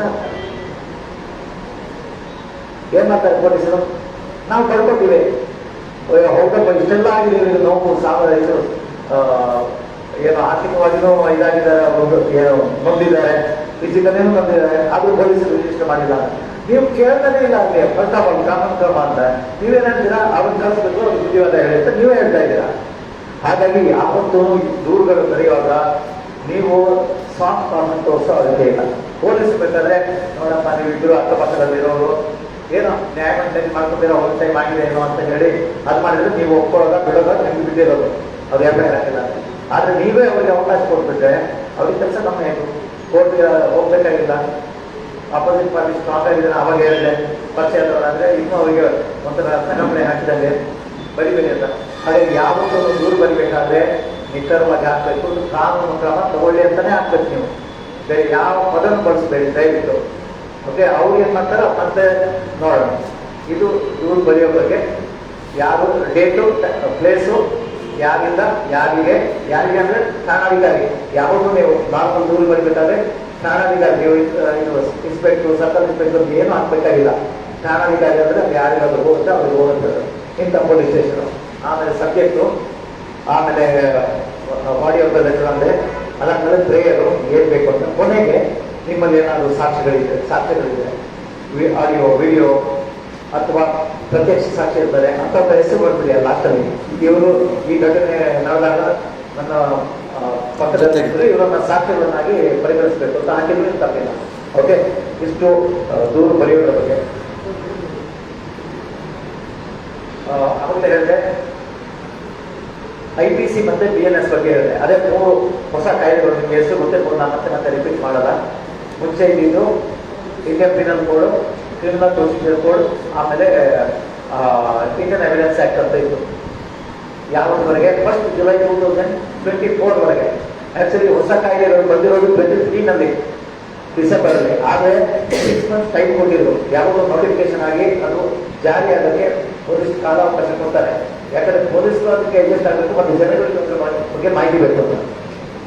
ಈಗ 1/7/2024 ಮುಂಚೆ ಯಾವ್ದಾದ್ರು ಘಟನೆ ನಡೆದಿದ್ರೆ 1 ದಿವಸ ಮುಂಚೆ ಆದ್ರೂ ಬರೋಲ್ಲ. 30 ಅಲ್ಲ 2022 ಆಯ್ತು, ಇಲ್ಲ 10 ವರ್ಷ ಹಿಂದೆ ಆಯಿತು. ಪ್ರಕರಣಗಳು ದಾಖಲಾಗ್ತವೆ. ಎಷ್ಟೋ 10 ವರ್ಷ 8 ವರ್ಷ 6 ವರ್ಷ ಎಲ್ಲ ಹಿಂದೆ ಆಗಿರೋ ಪ್ರಕರಣಗಳು ದಾಖಲಾಗ್ತವೆ.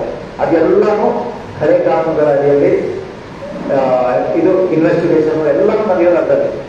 1/7/2024 ಆದಮೇಲೆ ಅಥವಾ ಆವತ್ತಿನಿಂದ ನಡೆದಿರೋ ಎಲ್ಲ ಘಟನೆಗಳು ಈಗ ಎಷ್ಟೋ ಸರಿ ಏನಾಗುತ್ತಂದ್ರೆ ನೀವು ಮೋಸ್ಟ್ಲಿ ಇದನ್ನು ನೋಡಿದ್ದೀರಾ, ಈ ಅಟ್ರಾಸಿಟಿ ಕೇಸ್ಗಳೆಲ್ಲ ನೀವು ನೋಡಿರ್ತೀರಾ, ಅಥವಾ ಹಿಂದೂಸ್ರು ವಾಪಕ್ಷಗಳು ದೂರುಗಳಿರ್ತಾರೆ. ಏನು ಅವ್ರು ಏನಾಗ್ತಾರೆ ಅಂದರೆ ನನಗೆ 3 ವರ್ಷ ಹಿಂದೆ ಈ ಥರ ಆಯಿತು ಅಂತ ಹಾಕ್ತಾರೆ. ಆವಾಗ ಅಲ್ಲಿ ಹಾಕಿರ್ತಾರೆ 2022 ಫೆಬ್ರವರಿಯಿಂದ 2022 ಡಿಸೆಂಬರ್ವರೆಗೆ ನಿರಂತರವಾಗಿ ನನಗೆ ಇಂಥ ಜಾಗದಲ್ಲಿ ಬೇಕಾಗ್ತದೆ. ಇದು ಯಾವಾಗ ಬಂತು? 1/7/2024 ಮುಂಚೆ ಬಂದ ಕೇಸು. ದೂರು ಪಟ್ಟಿರೋದು ಇವತ್ತು ಏನು ಜುಲೈ ಆಗಿ ಈಗ ಆಲ್ಮೋಸ್ಟ್ 9 ತಿಂಗಳಾಗಿದೆ. ಆದರೆ ಪ್ರಕರಣ ದಾಖಲಾಗೋದು ಹಳೆ ಸೆಕ್ಷನ್ಸ್ಗಳಿದ್ದಾರೆ. ಜಾಸ್ತಿ ಡಿಫರೆನ್ಸ್ ಇಲ್ಲ, ಸೆಕ್ಷನ್ಗಳು ಚೇಂಜ್ ಆಗ್ತವೆ. ಪನಿಷ್ಮೆಂಟ್ ಕೆಲವೊಂದರಲ್ಲಿ ಕಮ್ಮಿ ಇದೆ ಅಥವಾ ಜಾಸ್ತಿ ಇದೆ, ಇಷ್ಟೇ ಬದಲಾವಣೆ ಬೇರೆ ಏನಿಲ್ಲ. ಹಾಗಾಗಿ ನೀವು ಇಲ್ಲ ನಾನು ಇದರಲ್ಲಿ ಕೊಟ್ಟಿದ್ದೆವು ಇವತ್ತು ಕೊಟ್ಟಿದ್ದು ಹಳೆ ಇದರಲ್ಲೆಲ್ಲ ಮಾಡಿದ್ದಾರೆ ಅಂತ ಹೇಳಿದ್ರೆ ಅದಕ್ಕೆ ನಮಗೆ ವಾದ ಮಾಡೋಕ್ಕೆ ಅವಕಾಶ ಇಲ್ಲ. ಅದು ದಾಖಲಾಗದೆ ಹಳೆ ಸೆಕ್ಷನ್ಸ್ಗಳೇ. ಇದು ಒಂದು ಜ್ಞಾಪಕ ಇದೆ.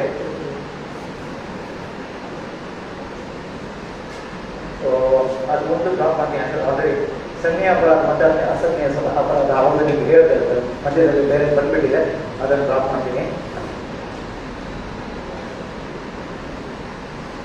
ಏನೇನು ಇರಬೇಕು ಅಂತ ಅವ್ರಿಗೆ ಹೇಳಿದೆ. ಪೊಲೀಸರಿಗೆ ದೂರು ಕೊಡಬೇಕಾದ್ರೆ ನಿಖರವಾಗಿರಬೇಕು, ಮನೆಯಲ್ಲಿ ಕಾನೂನು ಕ್ರಮ ಕೈಗೊಳ್ಳಿಂದಲೇ ಇರಬೇಕು. ಅದು ಬಿಟ್ಟು ಬೇರೆ ಏನು ಹಾಕಕ್ಕೆ ಹೋಗಬೇಡಿ. ನಿಮ್ಗೆ ಏನೇ ಘಟನೆ ಬಗ್ಗೆ ಏನೇನು ಗೊತ್ತಿದೆ, ವಂಚನೆ ಮಾಡಿದ ಅಂತ ಇದ್ದರೆ ವಂಚನೆ ಅಂತಲೇ ಹಾಕಿ, ಇದು ಏನು ನಿಂದನೆ ಮಾಡಿದ ನಿಂದನೆ ಅಂತಲೇ ಹಾಕಿ, ಆ ಪದಗಳನ್ನೇ ಬಳಸಿದೆ. ಪಬ್ಲಿಕಲ್ಲಿ ಮಾಡಿದ್ರೆ ಪಬ್ಲಿಕಲ್ಲೇ ಈ ಥರ ಮಾಡೋದು ಅಂತ. ಓಕೆ,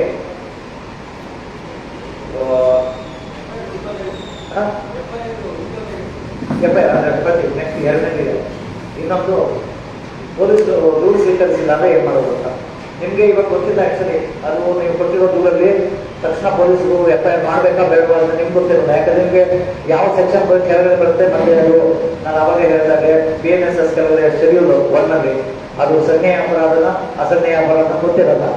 ಆವಾಗ ನೀವೇನಾದ್ರು ಗೊತ್ತೀರಾ, ನಿಮ್ಮ ಮನಸ್ಸಿಗೆ ಸಿಕ್ಕಾಪಟ್ಟೆ ಆನಂದವಾಗಿರುತ್ತೆ, ನೋವಾಗಿರುತ್ತೆ, ನೀವು ಆಕ್ರೋಶದಲ್ಲಿ ಹೋಗಿರ್ತೀರಾ, ದೂರು ಕೊಟ್ಟಿರ್ತೀರಾ, ನಿಮ್ಮ ದೂರು ಸರಿಯಾಗಿ ಬಂದಿದ್ದೀರಾ ಅಂದ್ಕೊಳ್ಳಿ. ಆದರೆ ಅದರಲ್ಲಿ ಪೊಲೀಸರಿಗೆ ಅವಕಾಶನೇ ಇರಲ್ಲ FIR ಹಾಕೋಕ್ಕೆ. ನಾನು ಏನು ಹೇಳಿದೆ, ಸನ್ನೆಯ ಅಪರಾಧ ಇದ್ದರೆ ಕಾಗ್ನೈಸಬಲ್ ಅಫೆನ್ಸ್ ಇದ್ದರೆ ಮಾತ್ರ ಪೊಲೀಸರಿಗೆ ಅವಕಾಶ ಇರೋದು.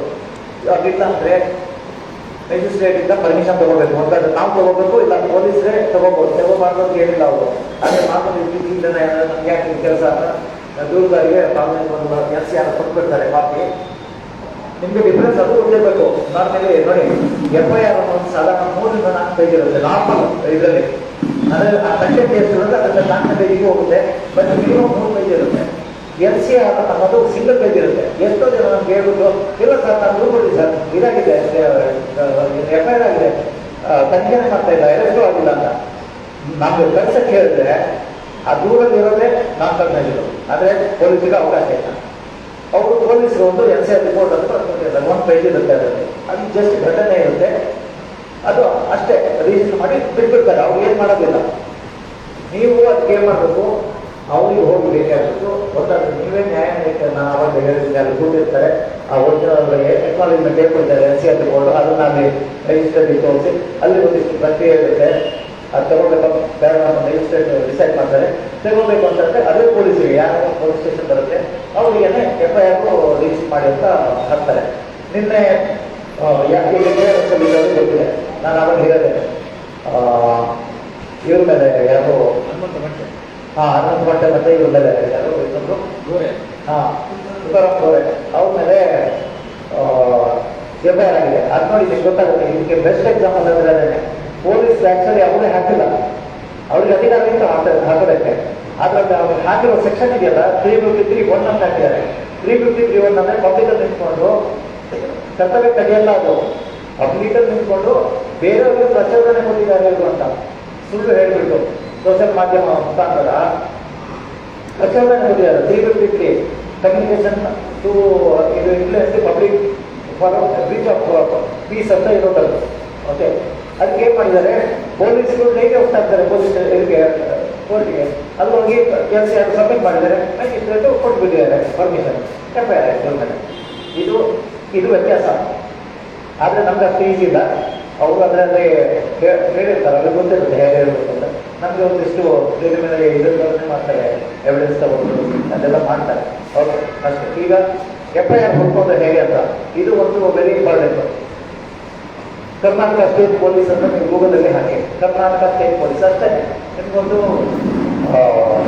ವೆಬ್ಸೈಟ್ ಅಲ್ಲ, ನಿಮಗೆ ಪ್ರಾಪ್ತ ಆಗುತ್ತೆ ಕರ್ನಾಟಕ ಸ್ಟೇಟ್ ಪೊಲೀಸ್ ಅಂತ. ಅದನ್ನ ಕ್ಲಿಕ್ ಮಾಡಿ, ಅದು ಡೈರೆಕ್ಟ್ ನಿಮಗೆ KSB.gov.in ನೀವಲ್ಲೇ ಇವಾಗ ನೋಡ್ಬೋದು ಬೇಕಾದ್ರೆ ಮೊಬೈಲ್ ಇದ್ದವರು. ಕರ್ನಾಟಕ ಸ್ಟೇಟ್ ಪೊಲೀಸ್ ಅಂತ ಟೈಪ್ ಮಾಡಿ, ಒಂದು ಓಪನ್ ಆಗುತ್ತೆ ವಿಂಡೋ, ಕರ್ನಾಟಕ ಸ್ಟೇಟ್ ಪೊಲೀಸ್ ಬರ್ತಲ್ಲ. ಅದನ್ನ ಕ್ಲಿಕ್ ಮಾಡಿದ್ರೆ ಅಲ್ಲಿ ಫೋಟೋ ಮಾಡ್ತಲ್ಲ, ಇವಾಗ ಸ್ಕ್ರೋಲ್ ಮಾಡಿ ಮೇಲಕ್ಕೆ, ಅಲ್ಲಿ ನೋಡಿ FIR ಕಾಣಿಸ್ತಾ ಇದೆಯಾ, ಎರಡನೇ ಆಪ್ಷನ್ ಕೆಳಗಡೆ FIR ಅಂತ ಅದು ಓಪನ್ ಮಾಡಿ. ಅಲ್ಲಿ ಓಪನ್ ಮಾಡಿದ ತಕ್ಷಣ ನಿಮಗೆ ಇಲ್ಲಿ ವೆರಿ ಇಂಪಾರ್ಟೆಂಟ್, ನೀವು ಹುಡ್ಕೊಂಡು ಹೇಗಂತ ಹೇಳ್ತೀನಿ. ಇಲ್ಲಿ ಹುಡುಕ್ಬೇಕಾಗಿದೆ, ಅದು ಹುಡುಕಕ್ಕೆ ಮೆಥಡ್ ಇದೆ. ಇಲ್ಲಿ ನಿಮಗೆ FIR ನಂಬರ್ ಗೊತ್ತಿರಲ್ಲ, ಡೇಟ್ ಅಂತ ಪ್ರೊವಿಷನ್ ಇಲ್ಲ. ನೀವು ಅದು ಏನು ಮಾಡ್ಬೇಕಂದ್ರೆ ಇಲ್ಲಿ ನಮ್ಮ ಇಂಟೆಲಿಜೆನ್ಸ್ ನಾವು ಬಳಸ್ಕೋಬೇಕು. ಯಾವ ಪೊಲೀಸ್ ಸ್ಟೇಷನ್ ಅಂತ ಫಸ್ಟ್ ತಿಳ್ಕೋಬೇಕು. ಅಲ್ಲಿ ನಿಮಗೆ ಆಪ್ಷನ್ ಇದೆ ನೋಡಿ ಮೇಲ್ಗಡೆ, ಯಾವ ಜಿಲ್ಲೆ ಅಂತ ಬರುತ್ತೆ. ಫಸ್ಟ್ ಜಿಲ್ಲೆ ಓಪನ್ ಮಾಡಿದ ತಕ್ಷಣ ಯಾವ ಪೊಲೀಸ್ ಸ್ಟೇಷನ್ ಲಿಸ್ಟ್ ಬರುತ್ತೆ, 25-30 ಪೊಲೀಸ್ ಸ್ಟೇಷನ್ ಬರುತ್ತೆ. ನಿಮಗೆ ಜಿಲ್ಲೆ ಮತ್ತೆ ಪೊಲೀಸ್ ಸ್ಟೇಷನ್ ಫಸ್ಟ್ ಗೊತ್ತಿರಬೇಕು. ಅದಾದ್ಮೇಲೆ FIR ನಂಬರ್ ಹಾಕಿ ಅಂತ ಕೇಳುತ್ತೆ. ಇಲ್ಲಿ ಬರೋ ಸಮಸ್ಯೆ ನಮಗೆ ಇಲ್ಲಿ ಏನಾಗುತ್ತೆ ಅಂದರೆ ನಿಮ್ಗೆ FIR ನಂಬರ್ ಗೊತ್ತಿಲ್ಲ ಸರ್ಚ್ ಮಾಡೋಕ್ಕೆ. ಅಲ್ಲಿ ಏನು ಮಾಡಬೇಕು, ನಾವು ಒಂದು ಅಂದಾಜು ಮಾಡಬೇಕು. ಒಂದು ಪೊಲೀಸ್ ಠಾಣೆಯಲ್ಲಿ ವರ್ಷಕ್ಕೆ ಒಂದು 300 ರಿಜಿಸ್ಟರ್ ಆಗುತ್ತೆ ಅನ್ಕೋಣ, FIR ರಿಜಿಸ್ಟರ್ ಆಗುತ್ತೆ. ಆದರೆ ತಿಂಗಳಿಗೆ ಎಷ್ಟಾಯಿತು, 12-24 ಅರೌಂಡ್ 25 ಅಂತ ಅನ್ಕೋಣ. ನಾವು ಇವಾಗ ಯಾವ ಮಾಸಲ್ಲಿದ್ದೀವಿ, ಫೆಬ್ರವರಿ ತಿಂಗಳಿದ್ದೀವಿ. ಸೊ 25 ಪ್ಲಸ್ ಅಲ್ಲ, ಅದು 1.5 ತಿಂಗಳು ಮುಂದೆ ಇದ್ದೀವಿ. 32-35 ಹಾಕಿ ಬೇಕಾದ ಅಗತ್ಯ ಇಲ್ಲ. ಒಂದು ಅಂದಾಜು ಅಲ್ಲಿ 4 ಡಿಜಿಟ್ ನಂಬರ್ ಹಾಕಬೇಕಾಗಿದೆ ಯಾವಾಗಲೂ. ಸಪೋಸ್ FIR ನಂಬರ್ 2 ಇದ್ರೆ 002 ಹಾಕೋದು, ಯಾವಾಗಲೂ 4 ಡಿಜಿಟ್ ಇರಬೇಕು. ನೀವೇನು ಮಾಡಿ ಅಂದಾಜಲ್ಲಿ ಹಾಕಿ 35. ಆಮೇಲೆ ಕೆಳಗಡೆ ನೆಕ್ಸ್ಟ್ ಕ್ಯಾಪ್ಚಾ ಅಂತ ಇದೆ. ಕ್ಯಾಪ್ಚಾ ಏನು ಮಾಡಿದ್ಮೇಲೆ ನಿಮಗೆ ಅಲ್ಲಿ ಸಪೋಸ್ ಅಲ್ಲಿವರೆಗೆ ರೀಚ್ ಆಗಿಲ್ಲ ಅಂದರೆ FIR ನಾಟ್ ಫೌಂಡ್ ಅಂತ ಬರುತ್ತೆ. ಆವಾಗ ನಿಮ್ಗೆ ಒಂದು ಕ್ಲಿಯರ್ ಆಯಿತು, FIR ನಂಬರ್ ನೆಕ್ಸ್ಟ್ 35ಕ್ಕಿಂತ ಕಡಿಮೆ ಇರುತ್ತೆ ಅಂತ. FIR 35 ರೀಚ್ ಆಗಿಲ್ಲ ಅಂದ್ರೆ ಅದು ಕೇಳ್ತೇನೆ. ನೆಕ್ಸ್ಟ್ ಏನು ಮಾಡಿ ನೋಡಿ, ನೆಕ್ಸ್ಟ್ ಸ್ಟೆಪ್ ಹೇಳ್ತೀನಿ. ನಿಮ್ಗೆ 35 ಇಲ್ಲ ಅಂದ್ರೆ 33 ಗೊತ್ತಾಯ್ತು. ನೆಕ್ಸ್ಟ್ ಸ್ಟ್ರೈಟ್ 25 ಬನ್ನಿ, 10 ಇದಕ್ಕೆ ಬನ್ನಿ. ಅಲ್ಲ ಅದು ಬೇಕು ನೋಡಿ, ಅದೇನಿದೆ ಅಂತ ನಿಮ್ಗೆ ಒಂದು ಅಂದಾಜು ಹೋಗಿಲ್ಲ. 35 ಯಾವಾಗಿದೆ, ಯಾವುದಿದೆ ಮೇಲೆ ಇದೆ ನೋಡಿ, 11-2 ಅದು 11 ನೋಡಿ. ನಾನು ಹೇಳಿದ್ದು ಆಲ್ಮೋಸ್ಟ್ ಕ್ಲೋಸ್ ಇದೆ ನೋಡಿ, 35. 11 ಅಂದರೆ ಯಾವುದು 3 ದಿವಸ ಇದೆ. ನಾನೊಂದು approximately this is what I said. ನಾವು ನಮ್ಮ ಕಾಮನ್ ಸೆನ್ಸ್ನ ಇಲ್ಲಿ ಬಳಸಬೇಕು. ಅದು ಎಲ್ಲ ಪೊಲೀಸ್ ಸ್ಟೇಷನ್ಗೆ ಆಗಲ್ಲ, ಎವರೇಜ್ ಇದು. ಯಾಕಂದ್ರೆ ಕೆಲವು ರೂರಲ್ ಪೊಲೀಸ್ ಸ್ಟೇಷನ್ ಇರುತ್ತೆ, ಅಲ್ಲಿ FIR ಆಗುತ್ತವೆ. ಕೆಲವು ನಗರ ಭಾಗದಲ್ಲಿ ಇರ್ತವೆ, ಸೆನ್ಸಿಟಿವ್ ಏರಿಯಾ ಅಂತೀವಿ, ಅದೇ ಕ್ರೈಮ್ ಪ್ರೋನ್ ಏರಿಯಾ ಅಂತ ಇರುತ್ತೆ, ಅಲ್ಲೆಲ್ಲ 45 ಇರ್ಬೋದು. ಆದರೆ ಆವರೇಜ್ ನಿಮಗೊಂದು ಇದು ಲೀಡ್ ಸಿಗೋದೇನಂದ್ರೆ ಇಲ್ಲ, ಈಗ ನಿಮಗೆ 35, 32, 32 ಸಿಕ್ಕಿದ್ದು, 35 ಸಿಕ್ಕಿದೆ. ಈಗ ನಿಮ್ಗೆ ಗೊತ್ತಾಯ್ತು, ನಿಮ್ದು ಇವಾಗ ನಿನ್ನೆ ಆಗಿದ್ದಂತಾದ್ರೆ ಇದು ಲೆಕ್ಕ 31 ಮೇಲೆ 34, 37. ನೆಕ್ಸ್ಟ್ ಏನ್ ಮಾಡಬೇಕು, 2 ಸ್ಕಿಪ್ ಮಾಡಿ 37 ಹುಡುಗೆ ನಾಟ್ ಫೌಂಡ್ ಬಂದ್ರೆ ಅದನ್ನು ಮಿಂಚಿದ್ದೇನೆ ಅವರು ಇದೇ ಥರ ಹಿಂದಕ್ಕೆ ಹೋಗಿ 25 ಹಾಕಿ ನೋಡಿ, ಅಲ್ಲಿ ಇದು ಬರುತ್ತೆ, ಅಲ್ಲಿ ಬ್ರೇಕ್ ಬರುತ್ತೆ. ಅಪ್ರಾಕ್ಸಿಮೇಟ್ ಕ್ಯಾಲ್ಕುಲೇಟ್ ಮಾಡಿ ಹಿಂದಕ್ಕೆ ಎಷ್ಟು ದಿವಸ ಆಯಿತು ಆ ವರ್ಷ ಬಿಗಿನಿಂಗ್ ಇಲ್ಲ, ಜನವರಿ ಫಸ್ಟಿಂದ ಶುರುವಾಗುವ ನಂಬರು ಜ್ಞಾಪಕ 25 1 ತಿಂಗಳಿಗೆ ಆಗಿದೆ ಅಂತ ಆದರೆ ನೆಕ್ಸ್ಟ್ 15 ದಿವಸ ಆಯಿತು, ಇನ್ನು 12 ಆ್ಯಡ್ ಮಾಡಿ 32 ಹತ್ತಿರ. ಇದು ಜಸ್ಟ್ ಇಮ್ಯಾಜಿನೇಷನ್ ಬರ್ತದೆ, ಆ ಥರ ಮಾಡೋದು ಇಲ್ಲ. ನಿಮಗೆ 25 30 ತಾರೀಕಿದೆ ಜನವರಿ, ನಿಮಗೆ ಸಾಧಾರಣ 7 ತಾರೀಕಿಗೆ ಬೇಕು ಅಂತ ಹೇಳಿದ್ರೆ ಅಂತ ಇನ್ನೊಂದು 5 ಆ್ಯಡ್ ಮಾಡಿ 30 ಅಲ್ಲಿ ನಿಮಗೆ ಸಿಗುತ್ತೆ. ಒಂದಾದ್ರೆ ಆ ಕಡೆ ಇರುತ್ತೆ, ಇಲ್ಲ ಈ ಕಡೆ ಇರುತ್ತೆ.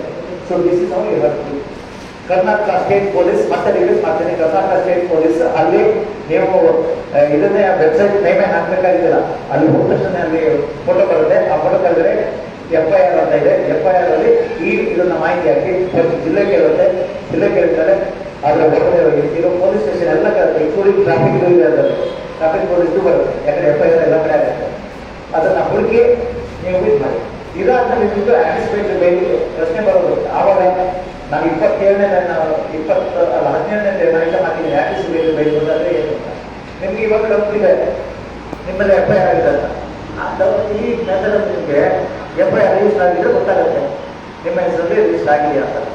ಆಗಿದೆ ಅಂತ ಗೊತ್ತಾದರೆ ಇಮಿಡಿಯೇಟಾಗಿ ಅಡ್ವೊಕೇಟನ್ನ ಭೇಟಿ ಆಗಿಬಿಟ್ಟು ಮಾತಾಡಿಬಿಟ್ಟು anticipatory FIR this is what of the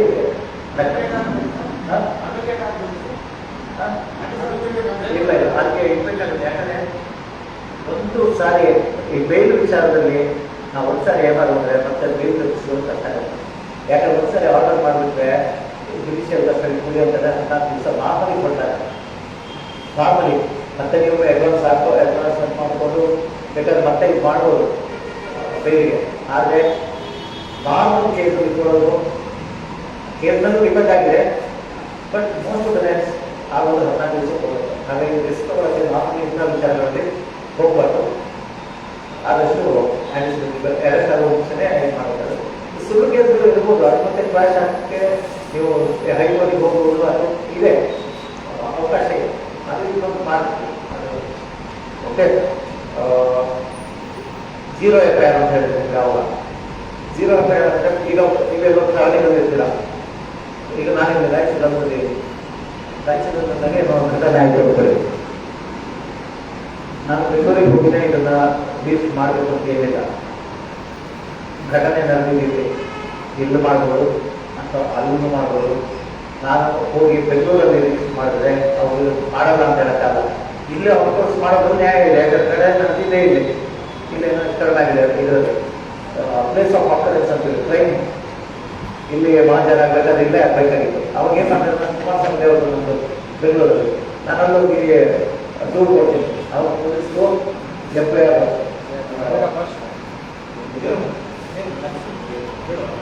ನೀರು ಅಲ್ಲೂ ಕೊಟ್ಟರೆ 0 FIR. 0 FIR ಅಂದರೆ ಈ ಥರ ನಂಬರ್ ಇರಲ್ಲ. ನನಗೇನು 4 ಸಂಖ್ಯೆ ನಂಬರ್ ಹೇಳಿದ್ರೆ ಅದಿರಲ್ಲ, 0 ಅಂತಲೇ ಇರುತ್ತೆ. ಅದಕ್ಕೆ 0 ಅಂತ. ಯಾಕಂದರೆ ಅದು ಆ್ಯಕ್ಚುಲಿ FIR ಅಲ್ಲ, ಅದು ಆ ಸ್ಟೇಷನಿಗೆ ಟ್ರಾನ್ಸ್ಫರ್ ಮಾಡಿದ್ಮೇಲೆ ಅವರು ಅದನ್ನು ರೆಗ್ಯುಲರ್ ಮಾಡ್ಕೊಳ್ತಾರೆ ಆ FIR. ಆವಾಗ ಅದಕ್ಕೆ ನಂಬರ್ ಬಂದಿರುತ್ತೆ, ಅಲ್ಲಿ ಯಾವುದು ಸೀರೀಸ್ ಓಡ್ತಾ ಇರೋ ಟೈಮಲ್ಲಿ ಆ ನಂಬರ್ ಬರುತ್ತೆ. ಅದಕ್ಕೆ ನನ್ನ 0 FIR ಅಂತಾರೆ. ಈಗ ಅವಕಾಶ ಇದೆ, ಆದರೆ ಪೊಲೀಸರು ಟೈಮ್ಸ್ 0 FIR ಅಂತ ಹೇಳಿದ್ರನ್ನ ಎಲ್ಲವೇ ಇದು ಪ್ರಕರಣ ಆಗಿದ್ದಲ್ಲಿ ನೀವು ಅಲ್ಲೇ ಹೋಗಬೇಕು. ಪಕ್ಕದ ಜುರಿಡಿಕ್ಷನ್ ನಿಮಿಷ ಹತ್ತಿರ ಇದ್ರೆ ನೀವು ಹೋಗಿ ಬರಲಿಲ್ಲ, ಏನು ತಪ್ಪಿಲ್ಲ. ಈಗ ನಿಮ್ಮದು ಇಲ್ಲಿಂದ 2 ಕಿಲೋಮೀಟರ್ ದೂರ ಇದೆ ಇನ್ನೊಂದು ಸ್ಟೇಷನ್ ಅಂತ. ಕೆಲವು ಏನಾಗುತ್ತೆ, 2 ಪೊಲೀಸ್ ಸ್ಟೇಷನ್ 3 ಇರ್ತಾರೆ. ಅವಾಗ ನಮಗೂ ಡೌಟ್ ಇರುತ್ತೆ ಇಲ್ಲಿಂದ ಅಲ್ಲಿಂದ ಇಲ್ಲಿಂದ ಅಂತ. ಸೊ ಅವಾಗ ಎಕ್ಸಾಕ್ಟ್ ಲೊಕೇಶನ್ ಹೇಳಿದಾಗ ಹೋಗ್ಬೋದು. ಆದರೆ ಕಾನೂನಲ್ಲಿ ಅವಕಾಶ ಇದೆ. ನೀವು ಹೋದ ನಾವು ನಿರಾಕ ಸಂದೇ ಇಲ್ಲ. ಏನು ಅವಾಗ ನಾವು ಅವ್ರಿಗೆ ಒತ್ತಾಯ ಮಾಡಲೇಬೇಕಾದ್ರೆ ಎಸ್ಪಿಗೆ ನೆಕ್ಸ್ಟ್ ಹೇಳ್ಬೇಕಾಗುತ್ತೆ. ಇಲ್ಲ ನಾವು ಹೋಗಿದ್ರೆ ಕೂಡ ಸ್ವೀಕರಿಸ್ತಾ ಇಲ್ಲ ಅಂತ. ಇಲ್ಲ ಇವ್ರಿಂದ ಡಿವೈಸ್ ಅಥವಾ ಇವ್ರು ಎ ಸಿ ಪಿ ಅಂತೀವಿ, ನಗರ ಭಾಗದಲ್ಲಿ ಎ ಸಿ ಪಿ ಅಂತೀವಿ, ಅವ್ರಿಗೆ ಹೇಳ್ಬೇಕಾಗುತ್ತೆ. ಇದು ಪ್ರಕ್ರಿಯೆ, ಕಾನೂನು ಪ್ರಕ್ರಿಯೆ. ಈಗ ಪೊಲೀಸ್ ಸ್ಟೇಷನ್ ಬರ್ತಾನೆ FIR ಆಗಿಲ್ಲ ಅಂದರೆ ನಿಮಗೆ ಅವಕಾಶ ಇರುತ್ತೆ. ನೆಕ್ಸ್ಟು PCR ಹೋಗೋ ಮುಂಚೆ PCR ಬಂದಿದೆ, 3ನೇ ಆಪ್ಷನ್ ಅದು. 2ನೇ ಆಪ್ಷನ್ ಇರೋದು ನೀವು SP-ಗೆ ಲಿಖಿತ ರೂಪದಲ್ಲಿ ಅಥವಾ ಇದು ಪೋಸ್ಟ್ ಮುಖಾಂತರ ಕಳಿಸ್ಬೋದು, ಇಮೇಲ್ ಕಳಿಸ್ಬೋದು. ಈ ಥರ ನಾನು ಇಂಥ ಪೊಲೀಸ್ ಸ್ಟೇಷನ್ ದೂರು ಕೊಟ್ಟಿದ್ದೆ, ಇದರ ಮೇಲೆ ಯಾವುದೇ ತನಿಖೆ ಮಾಡಿಲ್ಲ, FIR ಆಗಿಲ್ಲ, ನಿಮಗೆ ಡೆಫಿನೆಟ್ ಗೊತ್ತೆ FIR. ಅವರು ಕೊಡ್ತಾರೆ, ಇದರಲ್ಲಿ ಹಾಕಕ್ಕೆ ಬರೋದಿಲ್ಲ, ಯಾಕಂದರೆ ಘಟನೆ ಈ ಥರ ಇದೆ, ಇದರ ಕಾಂಬಿನೇಷನ್ನ ನೀವು ಕೋರ್ಟಿಂದ ಇದು ಹೋಗುತ್ತೆ. ನೆಕ್ಸ್ಟ್ ಆಪ್ಷನ್ ಇರೋದು ನೀವು ಕೋರ್ಟಿಗೆ ಡೈರೆಕ್ಟ್ ಹೋಗೋಕ್ಕಾಗಲ್ಲ. ಪೊಲೀಸ್ ಸ್ಟೇಷನ್ಗೆ ಕೊಡ್ತಾರೆ, ಕೋರ್ಟ್ ಇಮಿಡಿಯೇಟ್ ಇರುತ್ತೆ. ನೀವು ಇವತ್ತು DYSP ಅಥವಾ ಇಷ್ಟು ಬರಕತ್ತಣ ನಗರ ಭಾಗದಲ್ಲಿ DCP ಸೇಮ್ SPನ DCP ಅಂತಾರೆ. ಸಾಕು ಸಾಕು. ಅವರು ಹತ್ರ ಹೋಗಲಿಲ್ಲ, ದೂರು ಕೊಟ್ಟಿಲ್ಲ, ಅದು ಅಲ್ಲಿ ಎನ್ಕ್ವೈರ್ ಮಾಡಬೇಕಾಗುತ್ತೆ. ಅವ್ರನ್ನ ಬಂದಿರೋ ಉತ್ತರ ಎಷ್ಟು ಪ್ರಕರಣದಲ್ಲಿ ಡೈರೆಕ್ಷನ್ ಕೊಡ್ಬೋದು, SP ಕೊಡ್ಬೋದು ಇವರಿಗೆ, ಇಲ್ಲ ಇದರಲ್ಲಿ ಇದೆ ಪ್ರಕರಣ ದಾಖಲಿಸ್ಕೊಳ್ಳಿ ಅಂತ. ಅವರ ಕೇಸ್ ಮುಂದೆ FIR ಆಗಿದ್ದು ಆಮೇಲೆ ಪ್ರಕ್ರಿಯೆ ಅದು ನಡೀತಾ ಇರುತ್ತೆ. ನಿಮ್ಮ ಎವಿಡೆನ್ಸ್ ಕೊಡಲ್ಲ, ಏನೋ ನಡೆಯುತ್ತೆ. ಆದರೆ ಮಾಡಿಲ್ಲ ಅಂದರೆ ನಾವು DCP ಅಥವಾ SP-ಗೆ ದೂರು ಕೊಡಲೇಬೇಕು. ದೂರು ಕೊಟ್ಮೇಲೆ ಕೋರ್ಟು ಏನು ಮಾಡಿಲ್ಲ ಅಂದರೆ ನೆಕ್ಸ್ಟ್ ನೀವು ನ್ಯಾಯಾಲಯದಲ್ಲಿ ಹೋಗಿ TCR ಹೇಳಿದೆ. ಅವರು TCR ನಮಗೆ ಬೇಕಾಗಲ್ಲ 220 DNSS ಅಲ್ಲಿ ಅದಕ್ಕೆ ಹೇಳಿದ್ರೆ ನಾವು ಪ್ರೈವೇಟ್ ಕಂಪ್ಲೇಂಟ್ ದಾಖಲಿಸ್ಕೊಂಡು ಅದಕ್ಕೆ ಒತ್ತಾಯ ಮಾಡಬೇಕಾಗುತ್ತೆ. ಅಲ್ಲ ಕುರಿತಿದೆ. ಇನ್ನೊಂದು 10 ನಿಮಿಷ ಮತ್ತೆ ಯಾವುದಾದ್ರು ಪ್ರಶ್ನೆ ಇದ್ದರೆ ಕೇಳ್ಬೋದು.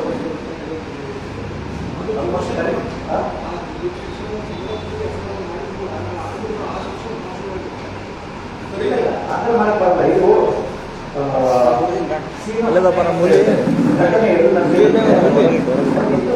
ಫೋನಲ್ಲಿ ಧಮಕಿ ಆಗ್ತಾರೆ. ಅವನ್ನೆಲ್ಲರೂ ಗೊತ್ತೇ ಇರೋದಿಲ್ಲ, ಯಾವುದೋ ಒಂದು ಡಿಸ್ಟ್ರಿಕ್ಟಿಂದ ಮಾಡಿರ್ತಾನೆ ಫೋನ್. ಆವಾಗ ನಿಮ್ಗೆ ಯಾವುದು ಜುರಿಸ್ಡಿಕ್ಷನು, ನೀವು ಎಲ್ಲಿದ್ದೀರಿ ಇದು ನನ್ನೆಲ್ಲ ಅಲ್ಲಿ ಅವಾಗ ಇಲೆಕ್ಟ್ರಾನಿಕ್ ಎವಿಡೆನ್ಸು ಕಾಲ್ ಮಾಡಿದ್ರೆ ಅಲ್ಲಿ ಯಾವ ಕಂಪನಿ ಬಂದಿದ್ದು, ಯಾವ್ದು ಮಾಡಿ ಬಂದಿರೋದು ಯಾರು ಇರುತ್ತೆ. ಸೊ ನೀವು ಕೊಡಬೇಕಾದ್ರೆ ಇದು ಅವ್ರು ಬೇಕಾದ್ರೆ ತನಿಖೆಗೆ ಅಲ್ಲಿ ಕಳಿಸ್ತೆ ಇನ್ನೊಂದು ಕಡೆಗೆ ನಾಟ್ ಯುವರ್ ಕನ್ಸರ್ನ್. ಆದರೆ ನೀವು ಇರೋದಲ್ಲಿ ನಿಮ್ಮ ಜುರಿಸ್ಡಿಕ್ಷನು ಆ ಜುರಿಸ್ಡಿಕ್ಷನ್ ಕೊಟ್ಟರೆ ಇದಾಗುತ್ತೆ. ಏನು FIR ಅಲ್ಲ.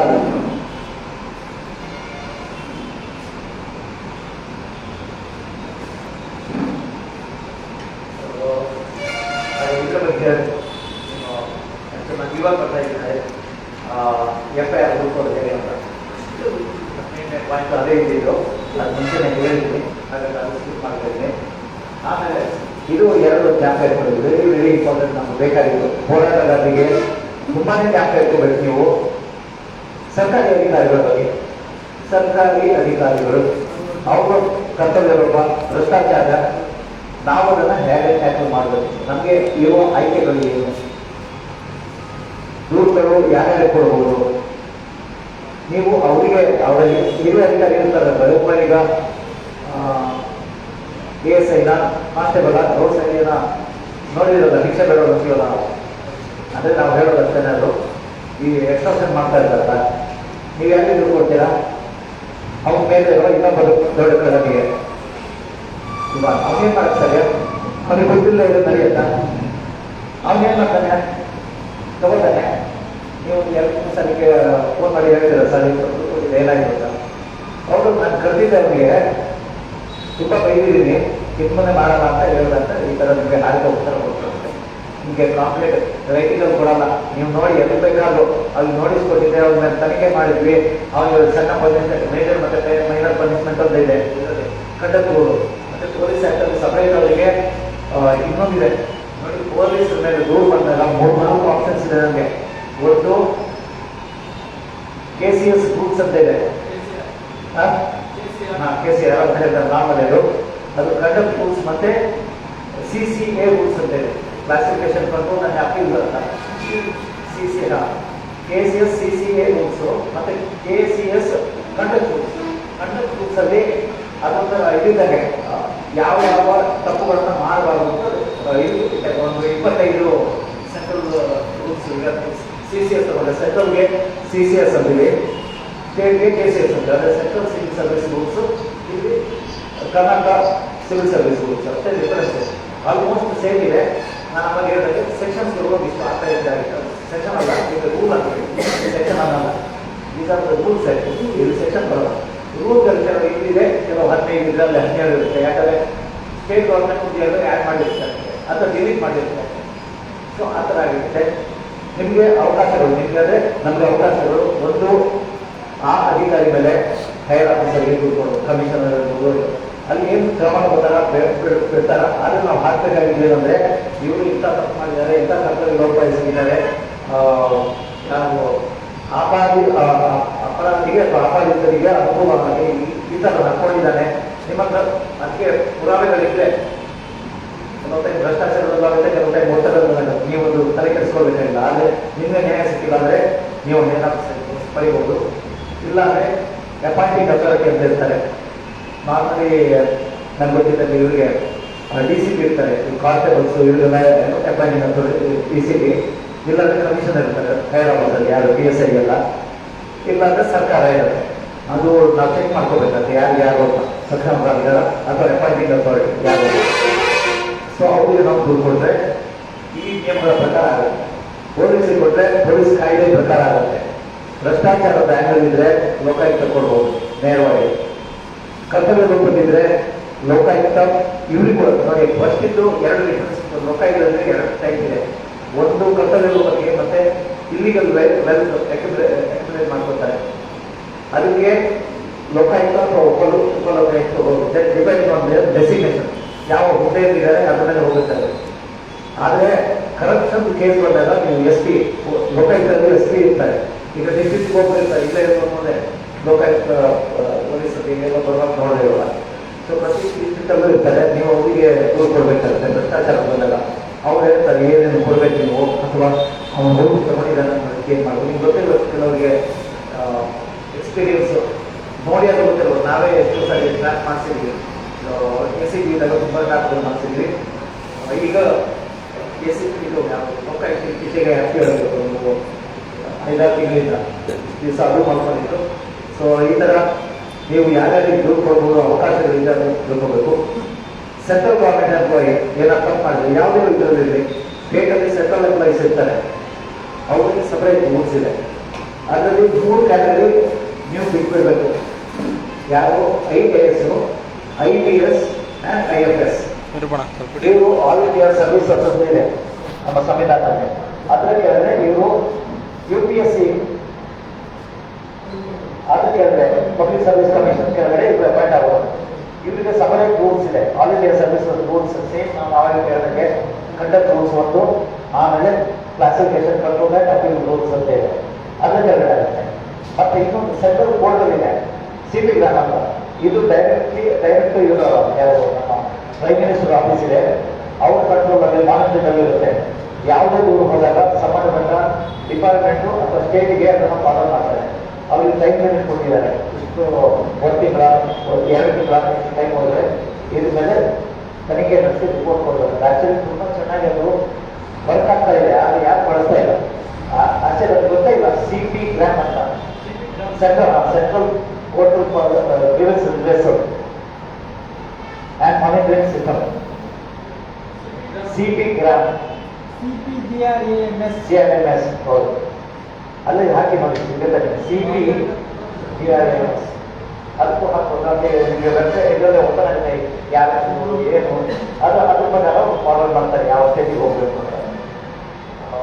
ನಿಮ್ಗೆ ಗೊತ್ತಿರೋ ನನ್ನ ಕೂಡ ಲಾಸ್ಟ್ ಇಯರ್ ಒಂದು GST ಕಮಿಷನರ್ ಯಾರು ಬ್ಯಾಂಕ್ ಕಮಿಷನರ್ದು ಗಾಡಿ ಕೇಸ್ ಆಗಿ ಅದು ಸಿವಿಲ್ ನಮಗೆ ಆಗಿದ್ದು ಅದನ್ನ ತನಿಖೆಗೆ ಬಂತು ರಾಜ್ಯ ಸರ್ಕಾರಕ್ಕೆ. ಈಗ ಎನ್ಕ್ವೈರಿ ನಡೀತಾ ಇದೆ. ಸೊ ಇದೆಲ್ಲ ನಾವು ಪಡ್ಕೋಬೇಕಾಗುತ್ತೆ. ನಮಗೆ ಅವಕಾಶ ಎಲ್ಲೆಲ್ಲಿ ಇದೆ ಅದನ್ನು ನಾವು ತಿಳ್ಕೋಬೇಕು. ಬರೀ ನಾವು ಅವರ ಹೇರನ್ನು ಸರಿ ಕೊಟ್ಟರೆ ಏನು ನಿರೀಕ್ಷೆ ಇಟ್ಕೋಬೇಕು. ಇದು ಕ್ರಮ ತಗೊಳ್ಳಲ್ಲ. ಅವರೆಲ್ಲ ಒಂದೇ ಜೊತೆಯಲ್ಲಿ ಊಟ ಮಾಡೋದು. ಪರ್ಟಿಕ್ಯುಲರ್ಲಿ ನಾನು ಹೇಳ್ತಾ ಇರೋದು ತನಿಖಾ ಸಂಸ್ಥೆ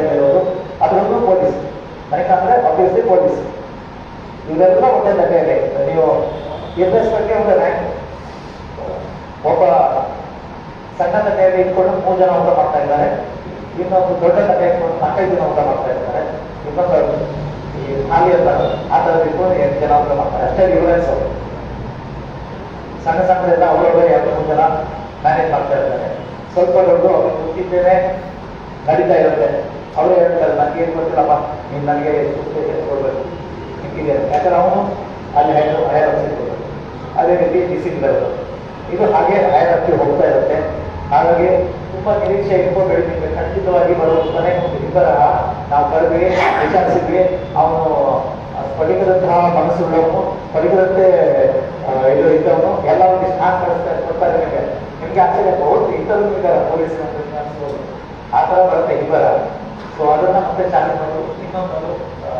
ಹಾಗಾಗಿ ಸಾಧ್ಯ ಅದು ಲೋಕ ಇಟ್ಕೊಳ್ಳಿ, ಕರ್ತವ್ಯ ಲೋಪ ಇದ್ರೆ ಇಲ್ಲ ಪೊಲೀಸ್ ರೂಲ್ಸ್ ಪ್ರಾಧಿಕಾರ ನೋಡಿ ಆಪ್ಷನ್ ಎಷ್ಟಿದೆ ನೋಡಿ, ನಾವು ಬಳಸ್ಕೊತಾ ಇಲ್ಲ ಅಷ್ಟೇ. ಪೊಲೀಸ್ ರೂಲ್ ಪ್ರಾಧಿಕಾರ ಇದೆ, ಪೊಲೀಸ್ ಆಕ್ಟ್ ಕೆಳಗಡೆ ಕೊಡ್ಬೋದು, KCS ರೂಲ್ ಕೆಳಗಡೆ ಕೊಡ್ಬೋದು, ಅವರು IR ಆಫೀಸಲ್ಲಿ ಕೊಡ್ಬೋದು. ನಾವು ಎಷ್ಟೊಂದು ಸಾರಿ ಬಳಸ್ಕೊಡ್ತಾ ಇಲ್ಲ ಅಷ್ಟೇ. ಇದನ್ನ ನಾವು ಹೋಗಿ ಸ್ವಾಮಿ ಅವರು ಅಂತ ಹೇಳಿ ಇವರಿಗೆ ಸ್ಟೇಷನ್ ಇನ್ಸ್ಪೆಕ್ಟರ್ ಅವನಿಗೆ ನೋಡ್ಕೊಡ್ತೀವಿ. ಅವ್ನು ಹೇಳೋದಷ್ಟೇ ಕೊನೆಗೆ ಕರ್ವಿ ಅದನ್ನೆಲ್ಲ ಅವ್ನು ಹೇಳ್ತಾ ಹೇಳಿ ಬರವಣಿಗೆ ಅಂತ ಏನು ನಾನೇನು ಮಾಡಿಲ್ಲ ಆ ದಿವಸ ನಾನು ಇದ್ರೆ ಗೊತ್ತಲ್ಲ ಸುಳ್ಳುಗಳು ಯಾವ ಥರ ಜನರೇಟ್ ಮಾಡಿದ್ದು ಅವ್ರು ಗೊತ್ತಿದೆ ಅಂತ ನಿಮಗೂ ಗೊತ್ತಿದೆ. ಸೊ ಇನ್ನೊಂದು 2-3 ವಿಚಾರಗಳಿದೆ. ಬಟ್ ಇದು ಹೇಳ್ತೀನಿ ABC ಅಂತ ಅವಾಗ ಹೇಳ್ತಿದ್ದೆ ನಾನು. ಯಾವುದು A ರಿಪೋರ್ಟ್, B ರಿಪೋರ್ಟ್ ಮತ್ತು C ರಿಪೋರ್ಟ್ ಅಂತ. ABC ನಾರ್ಮಲಿ ಎಲ್ಲರೂ B ರಿಪೋರ್ಟ್ ಬಗ್ಗೆನೇ ಜಾಸ್ತಿ ಮಾತಾಡೋದು, ಅಥವಾ C ರಿಪೋರ್ಟ್ ಅದು ಡೈರೆಕ್ಟ್ ಇರುತ್ತೆ. ನೋಡಿ ಅದರ ವ್ಯತ್ಯಾಸ ಹೇಳ್ತೀನಿ. ಈಗ ಒಂದು ದೂರು ಕೊಟ್ಟ ಮೇಲೆ ತನಿಖೆ ನಡೆಯುತ್ತೆ. ತನಿಖೆ ನಡೆದ ಮೇಲೆ ಎಷ್ಟೋ ಇದರಲ್ಲಿ ಅದ್ರಲ್ಲಿ ಏನೂ ಇಲ್ಲದೆ ಇರ್ಬೋದು. ಅದೇ ನಿಮಗೂ ದೂರು ಕೊಡೋನಿಗೆ ಗೊತ್ತಿರುತ್ತೆ, ಇದ್ರಲ್ಲಿ ಏನೂ ಇಲ್ಲ, ಸಾಕ್ಷ್ಯಗಳಿಂದ ಎಂಥದ್ದಿಲ್ಲ. ಕೊನೆಗೆ ಇದು ಏನೋ ಇದಾಗೋಗುತ್ತೆ, ಮುಚ್ಚೋಗುತ್ತ ಪ್ರಕರಣ ಅಂತ ಪೊಲೀಸರು ತನಿಖೆ ನಡೆಸ್ತಾರೆ. ಪ್ರಾಮಾಣಿಕವಾಗಿ ತನಿಖೆ ನಡೆಸಿದ್ರು ಅಂತ ಅನ್ಕೊಳ್ಳೋಣ. ಓಕೆ, 3 ಆಯ್ಕೆ ಇದಾವೆ. ಒಂದು FIR ಅವನಿಗೆ ಸಿಕ್ಬಿಟ್ಟು, ಏನು ಎವಿಡೆನ್ಸ್ ಸಿಕ್ಬಿಟ್ಟು FIR ಆಯಿತು. SIR ಅಂದರೆ ಕೋರ್ಟಿಗೆ ಹೋಗ್ತೀವಿ, 4-15 ರಿಪೋರ್ಟ್ ಇರುತ್ತೆ, ಅದರಲ್ಲಿ ಸರಿ ಮ್ಯಾಜಿಸ್ಟ್ರೇಟ್ ಸಮಾವೇಶಕ್ಕೆ ಅಲ್ಲಿ FIR ಆಗುತ್ತೆ. ಇದು ಯಾವುದೂ ಆಗಿಲ್ಲ, ತನಿಖೆ ಮಾಡಿದ್ರು. ಆದರೆ ಏನಿದೆ ಅಂದರೆ ಪೊಲೀಸ್ ತನಿಖೆ ನಂತರ ಘಟನೆ ನಿಜ ನಡೆದಿದೆ, ಆದರೆ ಯಾರು ಮಾಡಿದಂತ ಗೊತ್ತಾಗಲ್ಲ. ಹೌದು, ಅಪರಾಧ ಯಾರು ಗೊತ್ತಿರಲ್ಲ, ಅಥವಾ ಮಾಡಬಾರ್ದು. ಆವಾಗ ಅದನ್ನ A ರಿಪೋರ್ಟ್ ಹಾಕಿ ಕ್ಲೋಸ್ ಮಾಡ್ತಾರೆ. ಅದು ಕ್ಲೋಸ್ ಆಗಲ್ಲ, ಯಾಕಂದ್ರೆ 2 ವರ್ಷ ಆದ್ಮೇಲೆ ನೀವು ನೋಡಿರ್ತೀರ ಎಷ್ಟೋ ಸರಿ ಒಂದು ಮಾಡೋಕ್ಕೆ ಕೇಸ್ ಸಾಲ್ವ್ ಮಾಡಕ್ಕೆ ಹೋದ್ರೆ 8 ವರ್ಷ ಇಡ್ಲಿ ಯಾವುದೊಂದು ಓಪನ್ ಆಗುತ್ತೆ. ಅವನೇ ಹೇಳ್ತಾನೆ ನಾನು ಆ ದಿವಸ ಮಾಡಿದ್ದೆ ಅಂತ. ಈಗೇನಾಗುತ್ತೆ, ಇದು ಓಪನ್ ಇದೆ A ರಿಪೋರ್ಟ್, ಅಲ್ಲಿ ಬಂದು ಸೇರ್ಕೊಳ್ಳುತ್ತೆ, ಮತ್ತೆ FIR ಆಗುತ್ತೆ. B ರಿಪೋರ್ಟ್ ತನಿಖೆ ನಂತರ ಸುಳ್ಳು ಅಥವಾ ಆಧಾರವಾಗಿಲ್ಲ, ಏನು ಸಿಗಲ್ಲ, ಎವಿಡೆನ್ಸ್ ಸಿಗಲ್ಲ, ಅದು ಅಲ್ಲಿಗೆ ಮುಕ್ತಾಯ ಆಗುತ್ತೆ. ಆದರೆ ಅದು ಕ್ಲೋಸ್ ಮಾಡೋ ಮುಂಚೆ ನಿಮಗೆ ನ್ಯಾಯಾಲಯದಿಂದ ಒಂದು ಇದು ಬರುತ್ತೆ, ಏನು ಇಂಟಿಮೇಷನ್ ಕಳಿಸ್ತಾರೆ, ಸಂಕೋಪ ನಿಮ್ಗೆ ಏನಾದರೂ ಇದರಲ್ಲಿ ಇದ್ರೆ ಹೇಳಿ ಅಂತ. ಅಂದರೆ ನೀವು ಈಗ ನಂಬಿಕೆ. ಈಗ B ರಿಪೋರ್ಟ್ ಹಾಕಿದ್ರು ಅವರು, ನ್ಯಾಯಾಲಯಕ್ಕೆ ರಿಪೋರ್ಟ್ ಸಲ್ಲಿಸಿದ್ರು ಪೊಲೀಸರು ತನಿಖೆ ಆದಮೇಲೆ, ಏನೂ ಇಲ್ಲ ಅಂತ ಹಾಕಿದ್ರು, ಅಥವಾ ಸುಳ್ಳು ಇದರಲ್ಲಿ ಏನೂ ಇಲ್ಲ ಅಂತ. ಅದನ್ನು ನೀವು ಚಾಲೆಂಜ್ ಮಾಡ್ಬೋದು, ಅವಕಾಶ ಇದೆ. ಆಮೇಲೆ ಡಿಸೈಡ್ ಆಗುತ್ತೆ ನ್ಯಾಯಾಲಯಕ್ಕೆ ಮನವರಿಕೆ ಆದರೆ ಹೌದು ಇವರು ಸಾಕ್ಷ್ಯ ಇದನ್ನು ಬೇಕಂತಾನೆ ಇದು ಮಾಡಿದ್ದಾರೆ ಅಂತಂದರೆ ಮತ್ತೆ ಓಪನ್ ಆಗುತ್ತೆ, ಮಾಮೂಲಿ ಇದರಲ್ಲಿ ನಡೆಯುತ್ತೆ ಕೇಸ್. C ರಿಪೋರ್ಟು ತನಿಖೆ ನಂತರ ಗೊತ್ತಾಗುತ್ತೆ ಇದು ಕ್ರಿಮಿನಲ್ ಅಲ್ವೇ ಅಲ್ಲ ಕೇಸು. ಸಿವಿಲ್ ನಿಮ್ಗೆ ಗೊತ್ತಿದೆ, ಪೊಲೀಸ್ ಸಿವಿಲ್ ಕೇಸ್ಗಳಲ್ಲಿ ಹಸ್ತಕ್ಷೇಪ ಮಾಡಬಾರ್ದು ಅನ್ನೋದು ನಿಮ್ಗೆ ಗೊತ್ತಿರಬೇಕು ಎಲ್ರಿಗೂ. ಆಸ್ತಿ ವಿಚಾರಗಳೆಲ್ಲ ಎಷ್ಟೋ ಸಾರಿ ಪೊಲೀಸ್ ಸ್ಟೇಷನ್ಗೆ ಹೋಗುತ್ತೆ. ಚೆಕ್ ಬೌನ್ಸ್ ಕೇಸ್ಗಳು ಎಷ್ಟೋ ಸಾರಿ ಹೋಗ್ತವೆ. ಮೋಸ ಮಾಡೋದು ಬೇರೆ, ಚೆಕ್ ಬೌನ್ಸ್ ಮಾಡೋದು ಬೇರೆ, ಉದ್ದೇಶ ಬೇರೆ ಬೇರೆ ಇರುತ್ತೆ. ಚೆಕ್ ಬೌನ್ಸ್ ಬೇರೆ ಬೇರೆ ಕಾರಣಗಳಿಗೂ ಆಗ್ಬೋದು, ಆದರೆ ಮೋಸ ಮಾಡೋದಾದರೆ ಒಂದೇ ಉದ್ದೇಶ ಇರುತ್ತೆ, ನಾನು ತಗೋತೀನಿ ಅವ್ರಿಗೆ ಮೋಸ ಮಾಡ್ತೀನಿ ಅಷ್ಟೇ. ಸೊ ಹಾಗಾಗಿ ಈ ಥರದ್ದು ಪ್ರಕರಣಗಳಿದ್ದಾಗ ಸಿವಿಲ್ ನೇಚರ್ ಇರುತ್ತೆ ಆ ಪ್ರಕರಣದ್ದು. ಅಂಥದ್ದಿದ್ರೆ C ರಿಪೋರ್ಟ್ ಹಾಕ್ಬಿಟ್ಟು ಕ್ಲೋಸ್ ಆಗುತ್ತೆ. ಇನ್ನು ಕೊನೆಯದಾಗಿ ಕೊನೆಯದಲ್ಲ, ಉಚಿತ ಕಾನೂನು ಸೇವೆ ಅಂತ ಅವಾಗ ಹೇಳಿದೆ. ಇದ್ರ ಬಗ್ಗೆ ನೀವು ಸ್ವಲ್ಪ ಎಲ್ಲರೂ ತಿಳ್ಕೊಳ್ಳಿ.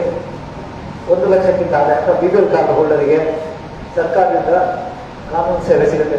ನೀವು ಬೋರ್ಡ್ ನೋಡಿರ್ಬೋದು, ಎಲ್ಲ ಜಿಲ್ಲೆ ಇದರಲ್ಲಿ ಯಾವುದು ಜಿಲ್ಲಾ ಕೋರ್ಟ್ ಇರುತ್ತಲ್ಲ, ಸೆಷನ್ ಕೋರ್ಟ್ ಅಥವಾ ಜಿಲ್ಲಾ ನ್ಯಾಯಾಲಯ, ಅಲ್ಲೊಂದು ಸಪರೇಟ್ ವಿಂಗ್ ಇರುತ್ತೆ.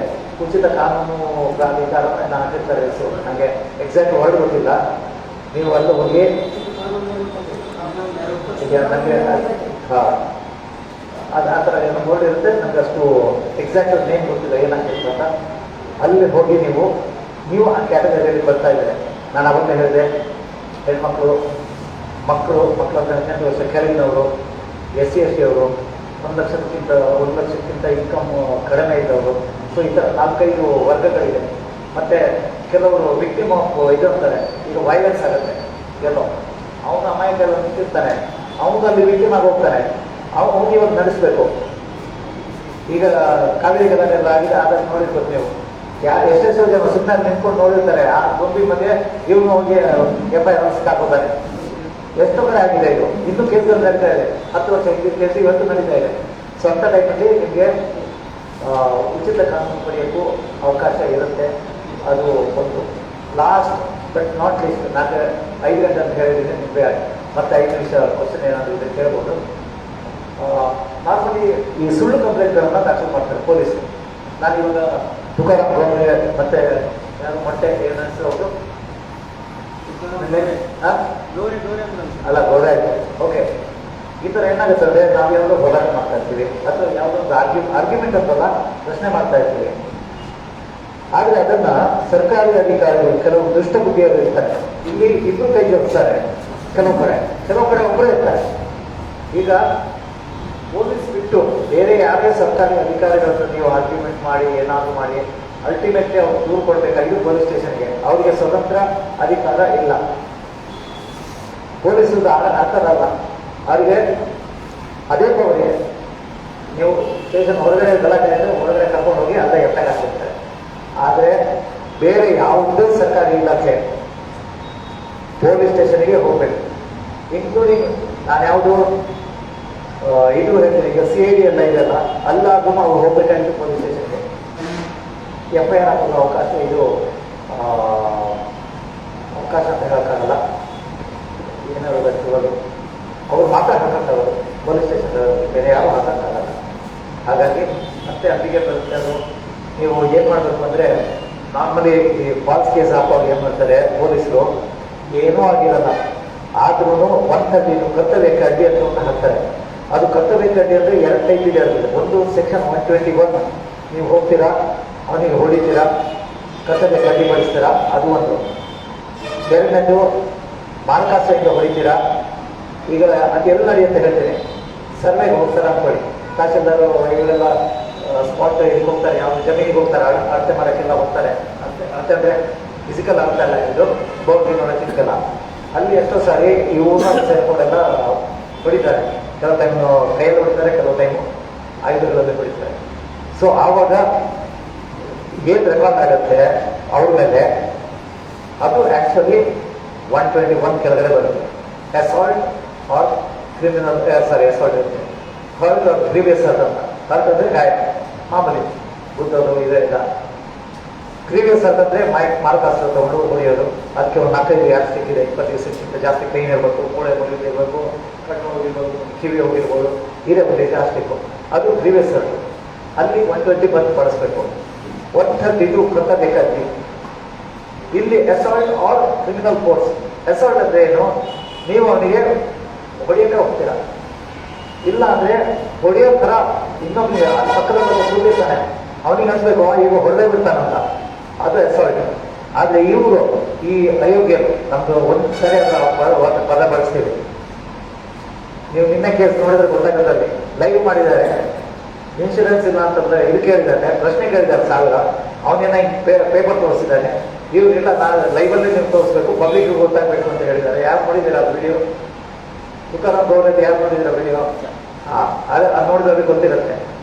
ಕೊನೆಗೆ ಅವನು ತೋರಿಸಿದ, ಇವರು ಇದು ಮಾಡಿಲ್ಲ, ಏನು ಬೇಡ ನಾವು ನೋಡೋಣ ಅಂದ್ರೆ, ಯಾಕಂದ್ರೆ ಲೈವ್ ತೋರಿಸಿಲ್ಲ ಅಂತಿದ್ದಾರೆ. ಇವರು ಸೈಲೆಂಟಾಗಿ ಏನು ಮಾಡಿದ್ರೆ, ನಾನು ಅವಾಗ ಹೇಳಿದೆ 353(1) ಏನೋ ಇವರು ಈ ಥರ ಪಬ್ಲಿಕಲ್ಲಿ ನಮ್ಮ ಇದು ಮಾಡಿಬಿಟ್ಟು ಶಾಂತಿ ಭಂಗ ಮಾಡೋಕ್ಕೆ ಪ್ರಯತ್ನ ಮಾಡುವಂಥ ನಾನ್ ಕಾಗ್ನೈಸಬಲ್ ಹಾಕಿದ್ದಾರೆ, ಕೇಸ್ ರಿಜಿಸ್ಟರ್ ಮಾಡಿದ್ರು. ಅದು ಅವ್ರಿಗೆ ಎಫ್ ಐ ಆರ್ ಹಾಕಕ್ಕೆ ಬಗೆಹರಿಲ್ಲ. ನ್ಯಾಯಾಲಯಕ್ಕೆ ಹೋಯ್ತು, ನ್ಯಾಯಾಲಯದಿಂದ ಆದೇಶ ತಂದರೆ ಎಫ್ ಐ ಆರ್ ಹಾಕಿ ಎಫ್ ಐ ಆರ್ ಆಗೋಯ್ತು. ಸೊ ಈ ಥರ ಇದ್ದಾರೆ. ಇಲ್ಲಿ ಆ್ಯಕ್ಚುಲಿ ಅಸಾಲ್ಟ್ ಅನ್ನೋದು ಎಲ್ಲಿ ಬರಬೇಕಿತ್ತಂದ್ರೆ ಇವರಿಗೆ ಕರ್ತವ್ಯ ಕಡ್ಡಿ ಆಯಿತು. ಇನ್ನೊಂದಿದೆ ಸೆಕ್ಷನ್ 221 ಅಂತ, ಅದು ಕರ್ತವ್ಯ ಕಡ್ಡಿ. ಅದು ಸಿಂಪಲ್, ಪೊಲೀಸರು ಅದು ಹಾಕಕ್ಕೆ ಹೋಗಲ್ಲ. ಯಾಕಂದರೆ ಅಲ್ಲಿ 3 ತಿಂಗಳು ಶಿಕ್ಷೆ ಇರೋದು, ಆಮೇಲೆ ಅದ್ರ ಬೇಗ ಅಲ್ಲೇ ಸಿಕ್ಬಿಡೋದು. ಅವ್ರಿಗೆ ಅದು ಬೇಕಾಗಿಲ್ಲ. ಕೋರ್ಟಿಗೆ ಹೋಗ್ಬೇಕಿತ್ತು, ಕೋರ್ಟಿಗೆ ಹೋಗಿ ಅಲ್ಲೇ ಅಲ್ಲಾಡಬೇಕು, 2 ವರ್ಷ 3 ವರ್ಷ ಕೇಸ್ ನಡೀಬೇಕು. ಆ ದುರುದ್ದೇಶದಿಂದ ಇದೇ ಸೆಕ್ಷನ್ ನಮಗೆ ಎಷ್ಟೋ ಸರಿ ಅನ್ಸುತ್ತೆ. ನ್ಯಾಯದ ಪ್ರಕ್ರಿಯೆ ನೋಡಿದ್ರೆ ಕೆಲವು ಪ್ರಕರಣ ನೋಡಿದಾಗ ನ್ಯಾಯಾಧೀಶರಿಗೆ ಮೇಲ್ನೋಟಕ್ಕೆ ಗೊತ್ತಾಗಬೇಕು. ಅಲ್ಲಿ ಇರುತ್ತಲ್ಲ, ಇವಾಗ ವಿವರಣೆ ಇರುತ್ತಲ್ಲ ಏನಾಗಿದೆ ಅಂತ. ಇದು ಯಾವ ಕೆಳಗಡೆ ಬರಬೇಕು, 221 ಕೆಳಗಡೆ ಬರಬೇಕಾ ಅಥವಾ 132 ಕೆಳಗಡೆ ಬರಬೇಕಾ ಅಂತ. ಇಲ್ಲಿ 3 ವರ್ಷ ಶಿಕ್ಷೆ ಇದೆ. ಅದಕ್ಕೆ ಏನು ಮಾಡ್ತಾರೆ ಇವರು? ಅದನ್ನೇ ಅಂತಾರೆ. ಅಟ್ಲೀಸ್ಟ್ 3 ವರ್ಷ 15 ಎಲ್ಲ ಖುಷಿ ಪಡ್ತಾರೆ. ಮತ್ತೆ ಬೈಲ್ ಸಿಗಲ್ಲ. ಅಲ್ಲಿ ಬೈಲು ಸಿಕ್ಕಿಬಿಡುತ್ತೆ. ಯಾಕಂದ್ರೆ ಇರೋದೇ 3 ತಿಂಗಳು ಮ್ಯಾಕ್ಸಿಮಮ್. ಬೇಕಾದ್ರೆ ನ್ಯಾಯಾಧೀಶ ಒಟ್ಟಿಗೆ ಕೊಡ್ಬೋದು, 1 ದಿವಸ ಕೊಡ್ಬೋದು, ಮ್ಯಾಕ್ಸಿಮಮ್ ಇರೋದು. ಸೊ ಅದು ಬೇಕಾಗಿಲ್ಲ ಪೊಲೀಸರಿಗೆ. ಅದಕ್ಕೆ 221 ಹಾಕೋ ಬಂದು ನನ್ನ ಪ್ರಕಾರನೇ ನಡೆದಿರೋ ಕೇಸಲ್ಲಿ 221 ಹಾಕಿದ್ರೆ ಆಯ್ತು, ಕೇಸ್ ರಿಜಿಸ್ಟರ್ ಆಗಿದೆ, ಇವರು ಏನೋ ಕೇಳಿದ್ದಾರೆ, ತಪ್ಪಿದೆ ಅಂತ ಹೇಳಲ್ಲ. ಆದರೆ ಆತ್ಮವನ್ನು ಹಾಕಿದ್ದಾರೆ. ಯಾವುದೋ ಶಾಂತಿ ಬಂದ ಅಂತ, ಯಾರು ಶಾಂತಿ ಬಂದ ಗೊತ್ತಿಲ್ಲ. ಫಾರ್ಚುನೇಟ್ಲಿ 132 ಹಾಕಿಲ್ಲ ಅಷ್ಟೇ ಆ ಪ್ರಕರಣದಲ್ಲಿ. ಇಷ್ಟು ನಡೆದಿದೆ. ಇಷ್ಟು ಹೇಳಿ ಇನ್ನೂ 5 ನಿಮಿಷ ಬೇಕಿದೆ. ಆಮೇಲೆ ಇವರಿಗೆ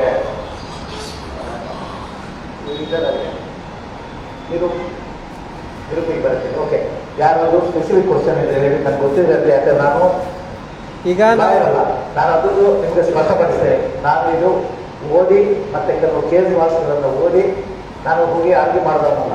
I am not a lawyer. ಆದರೆ ಲಾಯರ್ದು ಒಂದು 50% 70% ವಿಚಾರಗಳು ಗೊತ್ತಿದ್ದಾರೆ.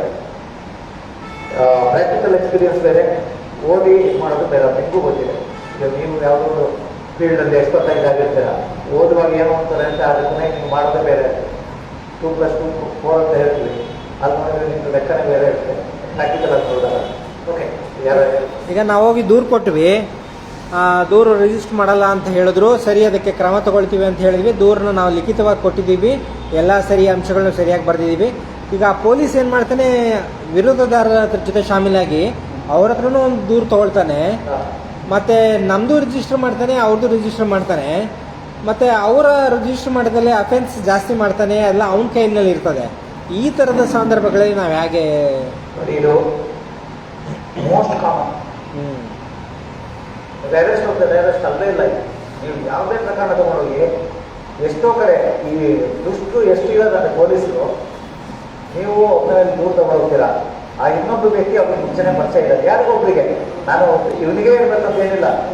ನಾವು ಯಾರಿಗೆ ದೂರು ಕೊಟ್ಟಿದ್ದೀವಿ, PSIನ ಅಂದರೆ ಯಾರು SHO ಇರ್ತಾನೆ ಅಥವಾ ಇನ್ಸ್ಪೆಕ್ಟರ್, ಅವ್ರಿಗೆ ಇರಬೇಕು ಅಂತ ಏನಿಲ್ಲ. ಒಬ್ಬ ಕಾನ್ಸ್ಟೇಬಲ್ಗೆ ಪರಿಚಯ ಇರ್ತಾನೆ. ಅದು ಯಾವುದೋ ಕಾರಣಕ್ಕೆ ಮನೆ ಪಕ್ಕ ಇರ್ಬೋದು, ಅವನು ಹೇಗಿರುತ್ತೆ ಅವ್ನು ಊರ ತಿಳಿಸ್ಬೋದು. ಇವ್ರು ಏನು ಮಾಡ್ತಾರೆ ಅಂದರೆ ಇವರೇನೆ ಅವರ ಅಡ್ವೊಕೇಟ್ಗಳು ಒಂದಿಷ್ಟು ಇರ್ತಾರೆ, ಬಕೆಟ್ ಅಡ್ವೊಕೇಟ್ಗಳು. ಅವ್ರು ಪರ ಕೆಲಸ ಮಾಡೋದು, ಅವ್ರನ್ನ ಸಲಹೆ ಕೊಡ್ತಾರೆ. ಈಗ ಈ ಥರ ದೂರು ಬಂದಿದೆ, ಅವನನ್ನು ಇದು ಮಾಡಬೇಕು, ಯಾವ್ಯಾವ ಸೆಕ್ಷನ್ ಹಾಕ್ಬೇಕು ಅಂತ ಇವರೇ ಸೃಷ್ಟಿ ಮಾಡ್ತಾರೆ. ಅದಕ್ಕೆ ನೀನು ಈ ಥರ ಕೊಡು. ಈಗ ಒಂದು ಎಕ್ಸಾಂಪಲ್, ಈಗ ಒಂದು ಹೆಣ್ಮಗು ಇದೆ ಅಂದ್ಕೊಳ್ಳಿ, ಅದ್ರ ಜೊತೆ ಆ ಗ್ಯಾಂಗಲ್ಲಿ ಗಲಾಟೆ ನಡೆದಾಗ ಇವರೇ ಹೇಳ್ಕೊಡ್ತಾರೆ ಹೆಂಗಸರು, ಆಪೋಸಿಟ್ ಪಾರ್ಟಿ ಅವರಿಗೆ, ಹೆಂಗಸರ ಮೈ ಮೇಲೆ ಕೈ ಹಾಕಿದ ಅಂತ ಹಾಕಿಲ್ಲ, ಅಲ್ಲಿಗೆ ಹೋದ ಸತ್ತೋದ, ಆಕೆ ಸ್ಟ್ರಾಂಗ್ ಆಗುತ್ತೆ, ಇಬ್ಬರು ಸ್ಪೀಕ್ ಆಗುತ್ತೆ. ಆ್ಯಕ್ಚುಲಿ ಆಗಿರೋದು ಏನಲ್ಲಿ ಇಬ್ಬರು ಮಧ್ಯೆ ಗಲಾಟೆ. ನಾನು ಅವಾಗ ಹೇಳ್ತಾನೆ, ಫಸ್ಟು ಮೀಟಿಂಗ್ನಲ್ಲೇ ಹೇಳ್ತಾನೆ, ಈ ಆಸ್ತಿ ಗಲಾಟೆ ಎಲ್ಲ ಆದಾಗ ಇವರು ಅಲ್ಲವರು ನಾವು ಇಟ್ಟು ಹೋಗೋದು, ಕೈಯಲ್ಲಿ ಪಡ್ಕೊಳ್ಳೋದಿಲ್ಲ. ಅಲ್ಲಿ ಹೆಂಗಸರ ಜೊತೆ ಇಲ್ಲೇ ಇರ್ತಾರೆ. ಅದು ಒಂದು ಭಾಗ. ಎರಡನೇ ಭಾಗ ಹೇಳ್ತೀನಿ, ಒಂದು ಗುಂಪಲ್ಲಿ ಚೆಲುವು ಕಷ್ಟ ಇರ್ತಾರೆ ಅಂದ್ಕೊಳ್ಳಿ, ಇರ್ತಾರೆ ಇರಲ್ಲ.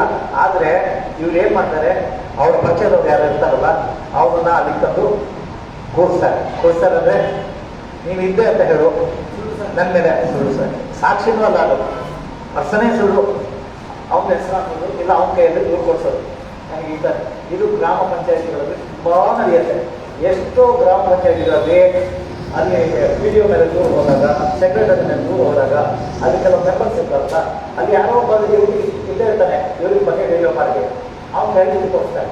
ನಾನು ಅವ್ನಿದ್ದೆ, ಹೀಗಾಯಿತು ಎಲ್ಲ ಇವರು ಹೇಳಿರ್ತಾರೆ. ಒಂದ್ಸರಿ SC ಕೇಸ್ ರಿಜಿಸ್ಟರ್ ಆದರೆ ನಿಮ್ಗೆ ಗೊತ್ತಿದೆ ಏನಾಗುತ್ತೆ. ಅದೇ ಥರ ಹೆಂಗಸ್ರು ಇದು ಬಂದಾಗ ಮಾನ ಬಂದಾಗ ಇರ್ಬೋದು, ಈ ಥರದ್ದು ಸಬ್ಜೆಕ್ಟ್ ಬಂದಾಗ ನೀವು ಕೊಟ್ಟಿರೋ ಊರಿಗೆ 10 ಪೈಸಾ ಬೆಲೆ ಇರಲ್ಲ. ಆ ಕೇಸು 90 ಪೈಸಾ 100 ಪೈಸಾ ಅದೇ 10% ವ್ಯಾಲ್ಯೂ ಬಂದಿರುತ್ತೆ. ಇದು ತಪ್ಪಿಸ್ಕೊಳ್ಳೋಕ್ಕೆ ಸಾಧ್ಯ ಇಲ್ಲ. ಯಾಕಂದರೆ ಕಾನೂನಲ್ಲಿ ಗೊತ್ತಿದೆ, ಪೊಲೀಸರು ಯಾವುದೇ ದೂರು ಬಂದರೂ ಸ್ವೀಕರಿಸಬೇಕು ಅಂತ ಇದೆ. ಅದನ್ನು ಹೇಗೆ ಬಳಸ್ಕೊಳ್ತಾರೆ ನಾನು ಕ್ವಶನ್ ಕೇಳಬೇಕು. ಅದನ್ನು ಬಳಸ್ಕೊಂಡ್ರೆ ಅವಾಗ ಅನ್ಕೊಳ್ಳುತ್ತೆ. ಈಗ ನಿಮಗೆ ಪ್ರಿಲಿಮಿನರಿ ಎನ್ಕ್ವೈರಿ ಬಗ್ಗೆ ಒಂದು ಇಂಪಾರ್ಟೆಂಟ್ ಅದು ಈಗ ನೆನಪಾಯಿತು, ಅದು ಹೇಳ್ತಿರ್ತೀನಿ. 5 ನಿಮಿಷ ಎಕ್ಸ್ಟೆಂಡ್ ಆಗುತ್ತಷ್ಟೇ. ಪ್ರಿಲಿಮಿನರಿ ಈಗ BNSS ಅಲ್ಲಿ ಹೊಸದಾಗಿ ಯಾವ ಕಾಯ್ದೆ ಬಂದಿದೆ, ಅದರಲ್ಲಿ 3 ವರ್ಷದಿಂದ 7 ವರ್ಷ ಶಿಕ್ಷೆ ಇರುವ ಎಲ್ಲ ಪ್ರಕರಣಗಳಲ್ಲಿ ಪೊಲೀಸರಿಗೆ ಪ್ರಾಥಮಿಕ ತನಿಖೆ ನಡೆಸಕ್ಕೆ ಅವಕಾಶ ಕೊಟ್ಟಿದ್ದಾರೆ. ಕಾನೂನೇ ಕೊಟ್ಟಿದೆ, ಮುಂಚೆ ಇರಲಿಲ್ಲ, ಡಿಸ್ಕ್ರಿಷನ್ ಹೈ ಪವರ್ ಇತ್ತು. ಈಗ ಕಾನೂನಲ್ಲೇ ಅವಕಾಶ ಕೊಟ್ಟಿದ್ದಾರೆ. ನಾನು ಅವಾಗ ಹೇಳಿದಂಗೆ ಹರ್ಟ್ ಅಂತ ಹೇಳಿದೆ, ರಿವೀಸ್ ಹರ್ಟ್, ಅದು ಆ್ಯಕ್ಚುಲಿ 7 ವರ್ಷ ಶಿಕ್ಷೆ ಇದೆ. ಆದರೆ ಅದರಲ್ಲೂ ಮೇಲ್ನೋಟಕ್ಕೆ ಅಂಥದ್ದು ಏನು ಕಂಡು ಬಂದಿಲ್ಲ. ಆದರೆ ಈಗ ಡಾಕ್ಟರ್ ರಿಪೋರ್ಟ್ ಇದ್ರೆ ಅಲ್ಲೇ ಗೊತ್ತಾಗುತ್ತೆ ಅದು ಪ್ರೀವಿಯಸ್ ಅಂತ, ಇಮ್ಮಿಡಿಯೇಟ್ಲಿ FIR ಆಗುತ್ತೆ. ಸ್ವಲ್ಪ ಅನುಮಾನ ಇರುತ್ತೆ. ಆವಾಗ ಇವರು ಕಂಪ್ಲೇಂಟ್ ತೊಗೊಂಡ್ಬಿಟ್ಟು ನಿಮಗೆ ಅದನ್ನು ಪೆಂಡಿಂಗ್ ಇಟ್ಟು ಪ್ರಿಲಿಮಿನರಿ ಎನ್ಕ್ವೈರಿ ಮಾಡಿ 14 ದಿವಸದೊಳಗಡೆ ಅವರು ಡಿಸೈಡ್ ಮಾಡಬೇಕು. ಆದರೆ ಪ್ರಿಲಿಮಿನರಿ ಎನ್ಕ್ವೈರಿ ಮಾಡೋ ಮುಂಚೆ ಅವರು ಹೈಯರ್ ಆಫೀಸರ್ ಪರ್ಮಿಷನ್ ತೊಗೋಬೇಕು. ಅವರು ಇಂಥ ಪ್ರಕರಣದಲ್ಲಿ ನನಗೆ ಡೌಟ್ ಇದೆ, ನಾನು ಪ್ರಿಲಿಮಿನರಿ ಎನ್ಕ್ವೈರಿ ಮಾಡೋಕ್ಕೆ ತೊಗೊಳ್ತಾ ಇದ್ದೀನಿ ಅಂತ ಹೈಯರ್ ಆಫೀಸರ್ ಪರ್ಮಿಷನ್ ತೊಗೊಂಡ್ಬಿಟ್ಟು ಎನ್ಕ್ವೈರಿ ಮಾಡೋಕ್ಕೆ ಅವಕಾಶ ಇದೆ. 14 ದಿವಸದೊಳಗಡೆ ಅವರಿಗೆ ಅದರಲ್ಲಿ ಇದೆ ಅಂತಾದರೆ FIR ಆಗುತ್ತೆ, ಇಲ್ಲ ಅಂತಾದರೆ ಹಿಂಬರ ಕೊಡಬೇಕು ವಿತ್ ರೀಸನಿಂಗ್. ಯಾಕೆ ತಗೊಂಡಿಲ್ಲ ಅದ್ರ ಮೇಲೆ ಮತ್ತೆ ಮುಂದೆ ಅವಾಗ ಹೇಳ್ದಂಗೆ ನೀವು SP ಕೊಡೋದು ಮತ್ತೆ PCR ಹಾಕೋದು ಅದು ಮುಂದಿನ ಇದು ಇದ್ದೇ ಇದೆ. ಇದು ಸ್ಪೆಸಿಫಿಕ್ ಆಗಿ ಅಂತಂದು ಪ್ರಿಲಿಮಿನರಿ ಎನ್ಕ್ವೈರಿ ಬಗ್ಗೆ ಮಾತ್ರ ಮಾಡ್ತಾರೆ. ಇದಿಷ್ಟು ವಿಚಾರ. ಎಸ್ ಸ್ವಲ್ಪ ಓದಿ.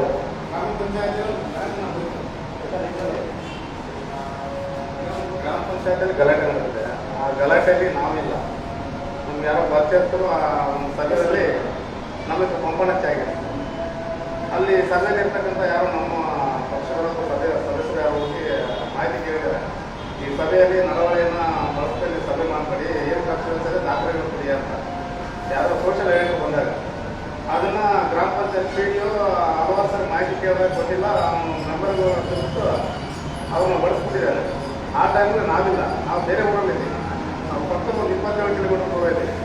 ಆಗ ನಾವು ಸ್ಟೇಷನ್ಗೆ ಮಾನ್ಯ ನಾವು MLC ಕೇಸ್ ಆಗಿತ್ತು, ಹೊರನಲ್ಲಿ ಅಲ್ಲೇ ಮಾಡ್ತಾರೆ ಕೇಸ್ ಮಾಡಿಸಿದ್ವಿ. ಮೌಖಿಕವಾಗಿ ಹೇಳಿದ್ವಿ, ಅವರು ದೂರು ತಗೊಂಡಿಲ್ಲ.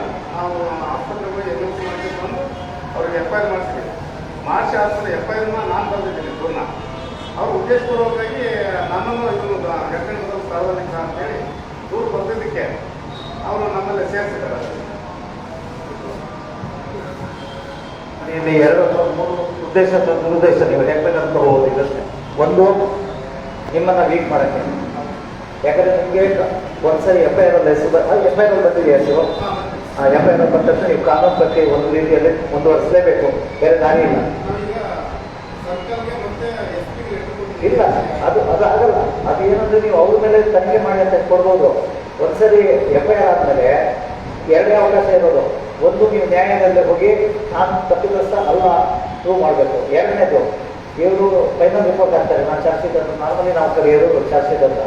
ಇವರು ಎನ್ಕ್ವೈರಿ ಟೈಮಲ್ಲಿ ನಿಮ್ಮ ಹೆಸರು ಡ್ರಾಪ್ ಮಾಡ್ಬೋದು, ನಿಮ್ಮ ಬದಲಿಗೆ ತಿಮ್ಮಣ್ಣ ಅನ್ನೋದು ಇನ್ನೊಂದು ಹೆಸರು ಸೇರಿಸ್ಬೋದು. ಯಾಕಂದ್ರೆ ತನಿಖೆ ಗೊತ್ತಾಗುತ್ತೆ ಇವ್ರಿಗೆ ಅವ್ರಿಗೂ ಸಂಬಂಧನೇ ಇಲ್ಲ, ಆದರೆ ಇದ್ದ ವ್ಯಕ್ತಿನೇ ಬೇರೆ ಅಂತ ಗೊತ್ತಾಗ್ಬೋದು. ಕೆಲವು ಸಾಂದರ್ಭಿಕ ಸಾಕ್ಷ್ಯ ಇರುತ್ತವೆ ಅಥವಾ ಮೊಬೈಲ್. ಇವಾಗ ನೀವು ಹೇಳಿದ್ರಲ್ಲ ನಾನು ಇರಲೇ ಇಲ್ಲ ಅಂತ, ನಾನೊಂದು ಘಟನೆ ಹೇಳ್ತೀನಿ, ಯಾಕಂದರೆ ಇದೆಲ್ಲ ತಿಳ್ಕೊಳ್ಳೋದು. ಮೊನ್ನೆ ಒಂದು KRS ಸಂಬಂಧಪಟ್ಟ ಹುಡುಗಿದ್ದಲ್ಲ, ಒಬ್ರು PSI 3 ದಿವಸ ಫೋನ್ ಇಟ್ಕೊಂಡಿದ್ರು ಇದರಲ್ಲಿ. ಅಂದರೆ ಅವ್ರು ಇಟ್ಕೊಳ್ಳೋಕ್ಕೆ ತಗೊಳ್ಳೋಕ್ಕೆ ಅವಕಾಶನೇ ಇಲ್ಲ ಪೊಲೀಸಿಗೆ. ಆ ಕೇಸು ನಮಗೆ ರೆಫರ್ ಆಯಿತು. ಅಂದರೆ ಈ ಥರ ಮಾಡಿದರೆ ಏನು ಮಾಡೋದು. ನಾನು PSI ನೇರವಾಗಿ ಮಾತಾಡ್ತೀನಿ, ನಾನು ಅದು ಬೈರನ್ನು ಕೊಡಿಸಿಲ್ಲ, ಆಡಿಯೋ ಇದೆ. ಯಾವ ಕಾರು ಅವ್ರೇನಾದರೂ ಎಗ್ರಾಗ ಶುರು ಮಾಡಿದ್ರೆ ಅವ್ರು ಬೇಡೋಣ ಅಂತ ನಾನು ಸುಮ್ಮನೆ ಯಾವುದು ವಿಡಿಯೋಗಳನ್ನ ಆಡಿಯೋಗಳನ್ನು ಹಾಕಕ್ಕೆ ಹೋಗಲ್ಲ. ಇರುತ್ತೆ ಮಾತ್ರ, ಯಾಕಂದ್ರೆ ನಮಗೂ ಸಾಕಬೇಕು ಅವ್ರು ಹೇಳಿದ್ರು. ನಾನು ಕೇಳಿದ್ದು ಒಂದು ಪ್ರಶ್ನೆ ಅವ್ರಿಗೆ, ಆಯ್ತು ನೀವು ತಗೊಂಡಿಲ್ಲ ಅಂತ ಹೇಳ್ತಿದ್ದೀರಲ್ಲ, 3 ದಿವಸದ್ದು ಕಾಪಿ ರೆಕಾರ್ಡಿಂಗ್ ತಗೊಳ್ಳಿ ಅಂತ ಲೊಕೇಶನ್ ತೋರಿಸುತ್ತೆ. ಮೊಬೈಲ್ ಎಲ್ಲಿದೆ ಅಂತ. ಇದು ವೆರಿ ಸಿಂಪಲ್ ಟೆಕ್ನಿಕ್ ಇವಾಗ. ಆ ಮೊಬೈಲ್ ಎಲ್ಲಿತ್ತು ಅಂತ ನೀವು ಬೇಕಾದ್ರೆ ದುರುದ್ದೇಶದಿಂದ ಬೇಕಾದ್ರೆ ಮನೇಲಿ ಬಂದಿರ್ಬೋದು, ಅದು ಬೇರೆ ವಿಚಾರ. ಆದರೆ ಈಗ ಆಗಿದ್ದೇನು, ಇವ್ರು ಚಿಕ್ಕೊಂಡಿದ್ದಾರೆ ಅಂತ ಆಯ್ತಲ್ಲ, ಸೊ ಅವ್ರ ಮನೇಲಿ ಇರಲೇಬಾರ್ದು, ಯಾವುದೋ ಒಂದು ಜಾಗದಲ್ಲಿ ಇರಬೇಕು. ನಾವು ಯಾರು ಅವರ ರಿಲೇಟಿವ್ ಮನೆಯಲ್ಲಿ ಇದೆ ಅಂತಾರೆ, ಅಲ್ಲಿಗೆ ಯಾಕೆ ಹೋಯ್ತದು? ಇಲ್ಲ ಪೊಲೀಸ್ ಸ್ಟೇಷನ್ ಲೊಕೇಶನ್ ತೋರಿಸ್ತಾ ಇದ್ದಾರೆ. ಆ್ಯಕ್ಚುಲಿ ಪೊಲೀಸ್ ಸ್ಟೇಷನ್ ಇತ್ತು, ಆಮೇಲೆ ಕೊಟ್ಟಿದ್ದಾರೆ. ನಾವು ಪ್ರಶ್ನೆ ಮಾಡಿಲ್ಲ ಅಂದರೆ ಇವ್ರದ್ದು ಏನಂದರೆ ಎದುರಿಸೋದು. ಅದು ಏನೋ ಗೊತ್ತಾಗೋದು, ಕಿತ್ಕೊಂಡಿದ್ದು ಅವ್ರು ಲಂಚ ಕೇಳಿದ್ರು, ಇದು ಮಾಡಿದ್ದಾರೆ, ಆಡಿಯೋ ಮಾಡ್ಕೊಂಡಿದ್ದಾರೆ. ಅದು ಅವ್ರಿಗೆ ಗೊತ್ತಾಗಿದೆ ಮಾಡ್ಕೊಂಡಿದ್ದಾರೆ ಅಂತ. ಅದಕ್ಕೆ ಅವ್ರ ಪರಿಚಯದವ್ರನ್ನ ಕಳಿಸ್ಬಿಟ್ಟು ಅವ್ರ ಮೂಲಕ ಒತ್ತಡ ಹಾಕಿ, ಆದರೆ ಒತ್ತಡ ಅಂತ ನಾವು ಹೇಳುವಾಗ ಹೆಂಗಿತ್ತು ಅಂದರೆ, ಇವರೇ ಕಾಲೇಜಲ್ಲಿ ಹೇಳಿದಾಗ ಆಯ್ತು ಇಟ್ಕೊಳ್ಳಿ ಮೊಬೈಲ್ ಅಂತ ಹೇಳಿದಾಗ ಹೇಳೋದು ಎಲ್ಲಾದರೂ ಟ್ರೀಟ್ಮೆಂಟ್ ಅದು ಸ್ಟೇಜ್ ಮ್ಯಾನೇಜ್ ಅದು. ಸೊ ಈ ಥರ ಎಲ್ಲ ಆಗುತ್ತೆ. ಹಾಗಾಗಿ ಇದಕ್ಕೆ ನೀವು ಹೇಳಿದ ಪ್ರಶ್ನೆಗೂ ಉತ್ತರ ಇಲ್ಲ, ನೀವು ಹೇಳಿದಕ್ಕೂ ಉತ್ತರ ಇಲ್ಲ. ಕೊನೆಗೆ ಕಾನೂನು ಪ್ರಕ್ರಿಯೆಯಲ್ಲಿ ಏನು ಬರುತ್ತೆ ಅದ್ರ ಮೂಲಕನೇ ನಾವು ಹೋಗ್ಬೇಕಾಗುತ್ತೆ.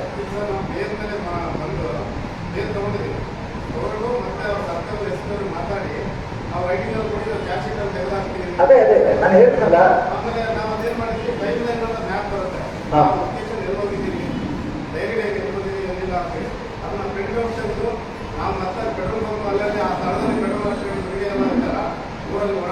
ನೀವು ಕೊಡಬೇಕಾಗಿಲ್ಲ ಸರ್ ಅದು.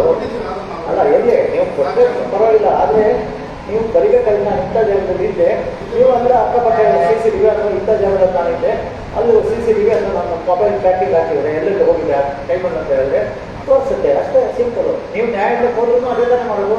ನೀವು ಬೇರೆ ಏನೇ ಇದ್ದಾರೆ ಈಗ FIR ಚಾರ್ಜ್ ಶೀಟಲ್ಲೂ ನಿಮ್ಮ ಹೆಸರು ಹಾಕಿದ್ರು ಅಂದ್ಕೊಳ್ಳಿ. ನೆಕ್ಸ್ಟ್ ಚಾರ್ಜ್ ಆಗೋ ಮುಂಚೆ ಅದು ಚಾರ್ಜ್ ಶೀಟ್ ಅಂದರೆ ಫೈನಲ್ ರಿಪೋರ್ಟ್ ಹಾಕಿ ನಿಮಗೆ ಅಲ್ಲೇ ಇದು ಸಿಗುತ್ತೆ, ಏನು ಅವಕಾಶ ಕೊಡ್ತಾರೆ ಫಸ್ಟು ಚಾರ್ಜ್ ಮಾಡೋದಂತೆ, ಮತ್ತೆ ನಾನು ಚಾರ್ಜ್ ಶೀಟ್. ಸೊ ಡಿಸ್ಚಾರ್ಜ್ ಇರೋ ಅವಕಾಶ ಇದೆ. ಡಿಸ್ಚಾರ್ಜ್ ಅಪ್ಲಿಕೇಶನ್ ಅಂತಂದಾಗ ನೀವು ಅಲ್ಲಿ ಪ್ರೂವ್ ಮಾಡಿದ್ರೆ ಅಲ್ಲೇ ಕೇಸ್ ಬೀಳುತ್ತೆ.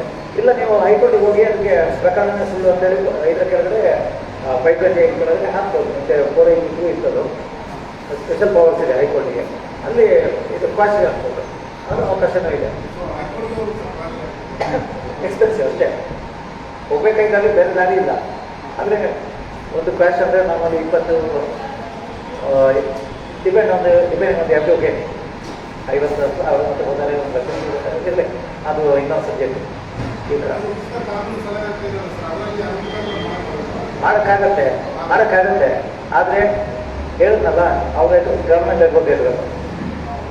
ನೀವು ಎಷ್ಟು ಉತ್ಸಾಹದ ಮಾಡ್ಬೋದು, ನೀವು ಯೋಚನೆ ಮಾಡಿದ್ರೆ ಪುಣ್ಯ. ಈಗ ಸರ್ಕಾರಿ ಅಧಿಕಾರಿಗಳು ನಮ್ಗೆ ಏನು ಸಂಬಳ ಬರುತ್ತೆ, ನಾವು ಯಾಕಪ್ಪ ಕಷ್ಟಪಟ್ಟು ಕೆಲಸ ಮಾಡೋದು. ಅದೇ ಟೈಮ್ ಗೌರ್ಮೆಂಟ್ ಅವ್ರದ್ದು ಇರ್ಬೋದು, ಯಾರು ಗೊತ್ತು, ಇನ್ನೊಂದು ಒಳ್ಳೆಯದು ಇರ್ಬೋದು ಅದರಲ್ಲಿ ಇಲ್ಲ. ಸೊ ಈ ಥರ ಅವಕಾಶ ಇದೆ. ಇನ್ನು ಲಾಸ್ಟ್ ಕ್ವಶನ್ ತಗೊಳ್ತೀನಿ, ಯಾರು ಬಂದಿದ್ರೆ.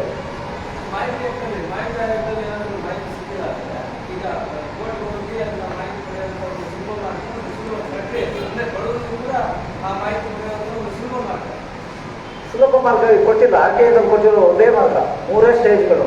ನೀವು ಫಸ್ಟು BIO ಹಾಕಬೇಕು, ಅವ್ರು ಕೊಟ್ಟಿಲ್ಲ ಅಂದರೆ ಫಸ್ಟ್ ಅಪೀಲ್ ಹೋಗಬೇಕು ಅಂತ ಖೈರ್ ಆಫೀಸರ್ ಇರ್ತಾರೆ, ಹಾಕಿರ್ತಾರೆ ಯಾರು ಫಸ್ಟ್ ಅಪೀಲೇಟು. ನೆಕ್ಸ್ಟ್ ಇರೋದು ನೀವು ಕಮಿಷನ್ಗೆ ಹೋಗಬೇಕು, ಸ್ಟೇಟ್ ಕಮಿಷನ್ಗೆ. 3 ದಾರಿಗಳು. ಯಾವ ಕೊಟ್ಟು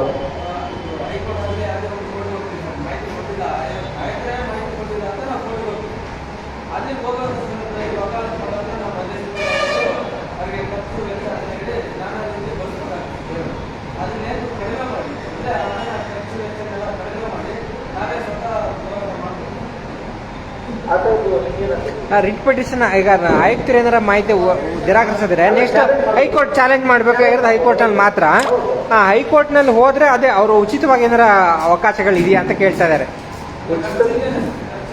ಖರ್ಚಿಲ್ಲದೆ ಕಮ್ಮಿ ಇದೆ. ಇಲ್ಲ ನನಗೆ ಅದ್ರ ಬಗ್ಗೆ, ಆದರೆ ನನಗೆ ಇದು ಗೊತ್ತು, ನೋಬಲ್ ಕೋರ್ಟ್ಗಳ ಬಗ್ಗೆ ಇದೆ. ಬಟ್ ಹೇಳಬಲ್ಲೆ ನಾನು ವಿದಿನ್ 1 ಅವರ್ ಬೇಕಾದ್ರೆ ಹೇಳ್ತೀನಿ. ಬಟ್ ಈಗಲ್ಲ, ಯಾಕಂದರೆ ಈಗೆಲ್ಲ ನಮಗೆ ಸೋಷಿಯಲ್ ಮೀಡಿಯಾದಲ್ಲಿ ಹುಡುಕಿದ್ರೆ ಏನು ಕಷ್ಟ ಇಲ್ಲ. ನಿಮ್ಮದು ಸಿಂಪಲ್ ಪ್ರಶ್ನೆ ಇದೆ, ನನ್ನ ನಂಬರ್ ತೊಗೊಳ್ಳಿ, ನಾನು ಬೇಕಾದ್ರೆ ನಾಳೆ ನಿಮಗೆ ನೋಟ್ಬಿಟ್ಟು ಹೇಳ್ತೀನಿ. ಓಕೆ, ಯಾಕೆಂದರೆ ಗೊತ್ತಿಲ್ಲದೆ ಇರೋ ಮಾಹಿತಿನ ನಾವು ಹೇಳಕ್ಕೆ ಹೋಗ್ಬಾರ್ದು. ನನಗೆ ಮಿಕ್ಕಿದಾದರೂ ಗೊತ್ತಿದೆ ಇದು ಅವಕಾಶ ಇದೆ ಅಂತ. ಬಟ್ ಇದು ಹೈಕೋರ್ಟ್ಗೆ ಹೇಳಿದ್ದೆ ಉಚಿತ ಇದೆ. ಯಾಕೆ ಗೊತ್ತಾ, ನಾನು ಅವತ್ತೇ ಹೇಳಿದೆ ನಿಮಗೆ, ಸುಪ್ರೀಂ ಕೋರ್ಟ್ ಹೋಗೋಕ್ಕೆ 5 ಲಕ್ಷ ಇನ್ಕಮ್ ಇದಂತ ಹೇಳಿದೆ ಅಲ್ವಾ. ಹಾಗಾಗಿ ಆಬ್ವಿಯಸ್ಲಿ ಒಂದು ಇಂಟರ್ನಲ್ ಏನಿದೆ ಅದು message, you are also eligible to go to supreme court. So supreme ಕೋರ್ಟ್ಗೆ ಹೋಗೋಕ್ಕೆ ಅವಕಾಶ ಇದ್ದಾಗ ಹೈಕೋರ್ಟಿಗೆ ಆಬ್ವಿಯಸ್ ಇದ್ದೇ ಇರುತ್ತೆ. ಬಿಕಾಸ್ ಇದೆ lower court compare to supreme court ಅಷ್ಟೇ. ಅದು ಒಂದು ಸಿಂಪಲ್ ನಾವು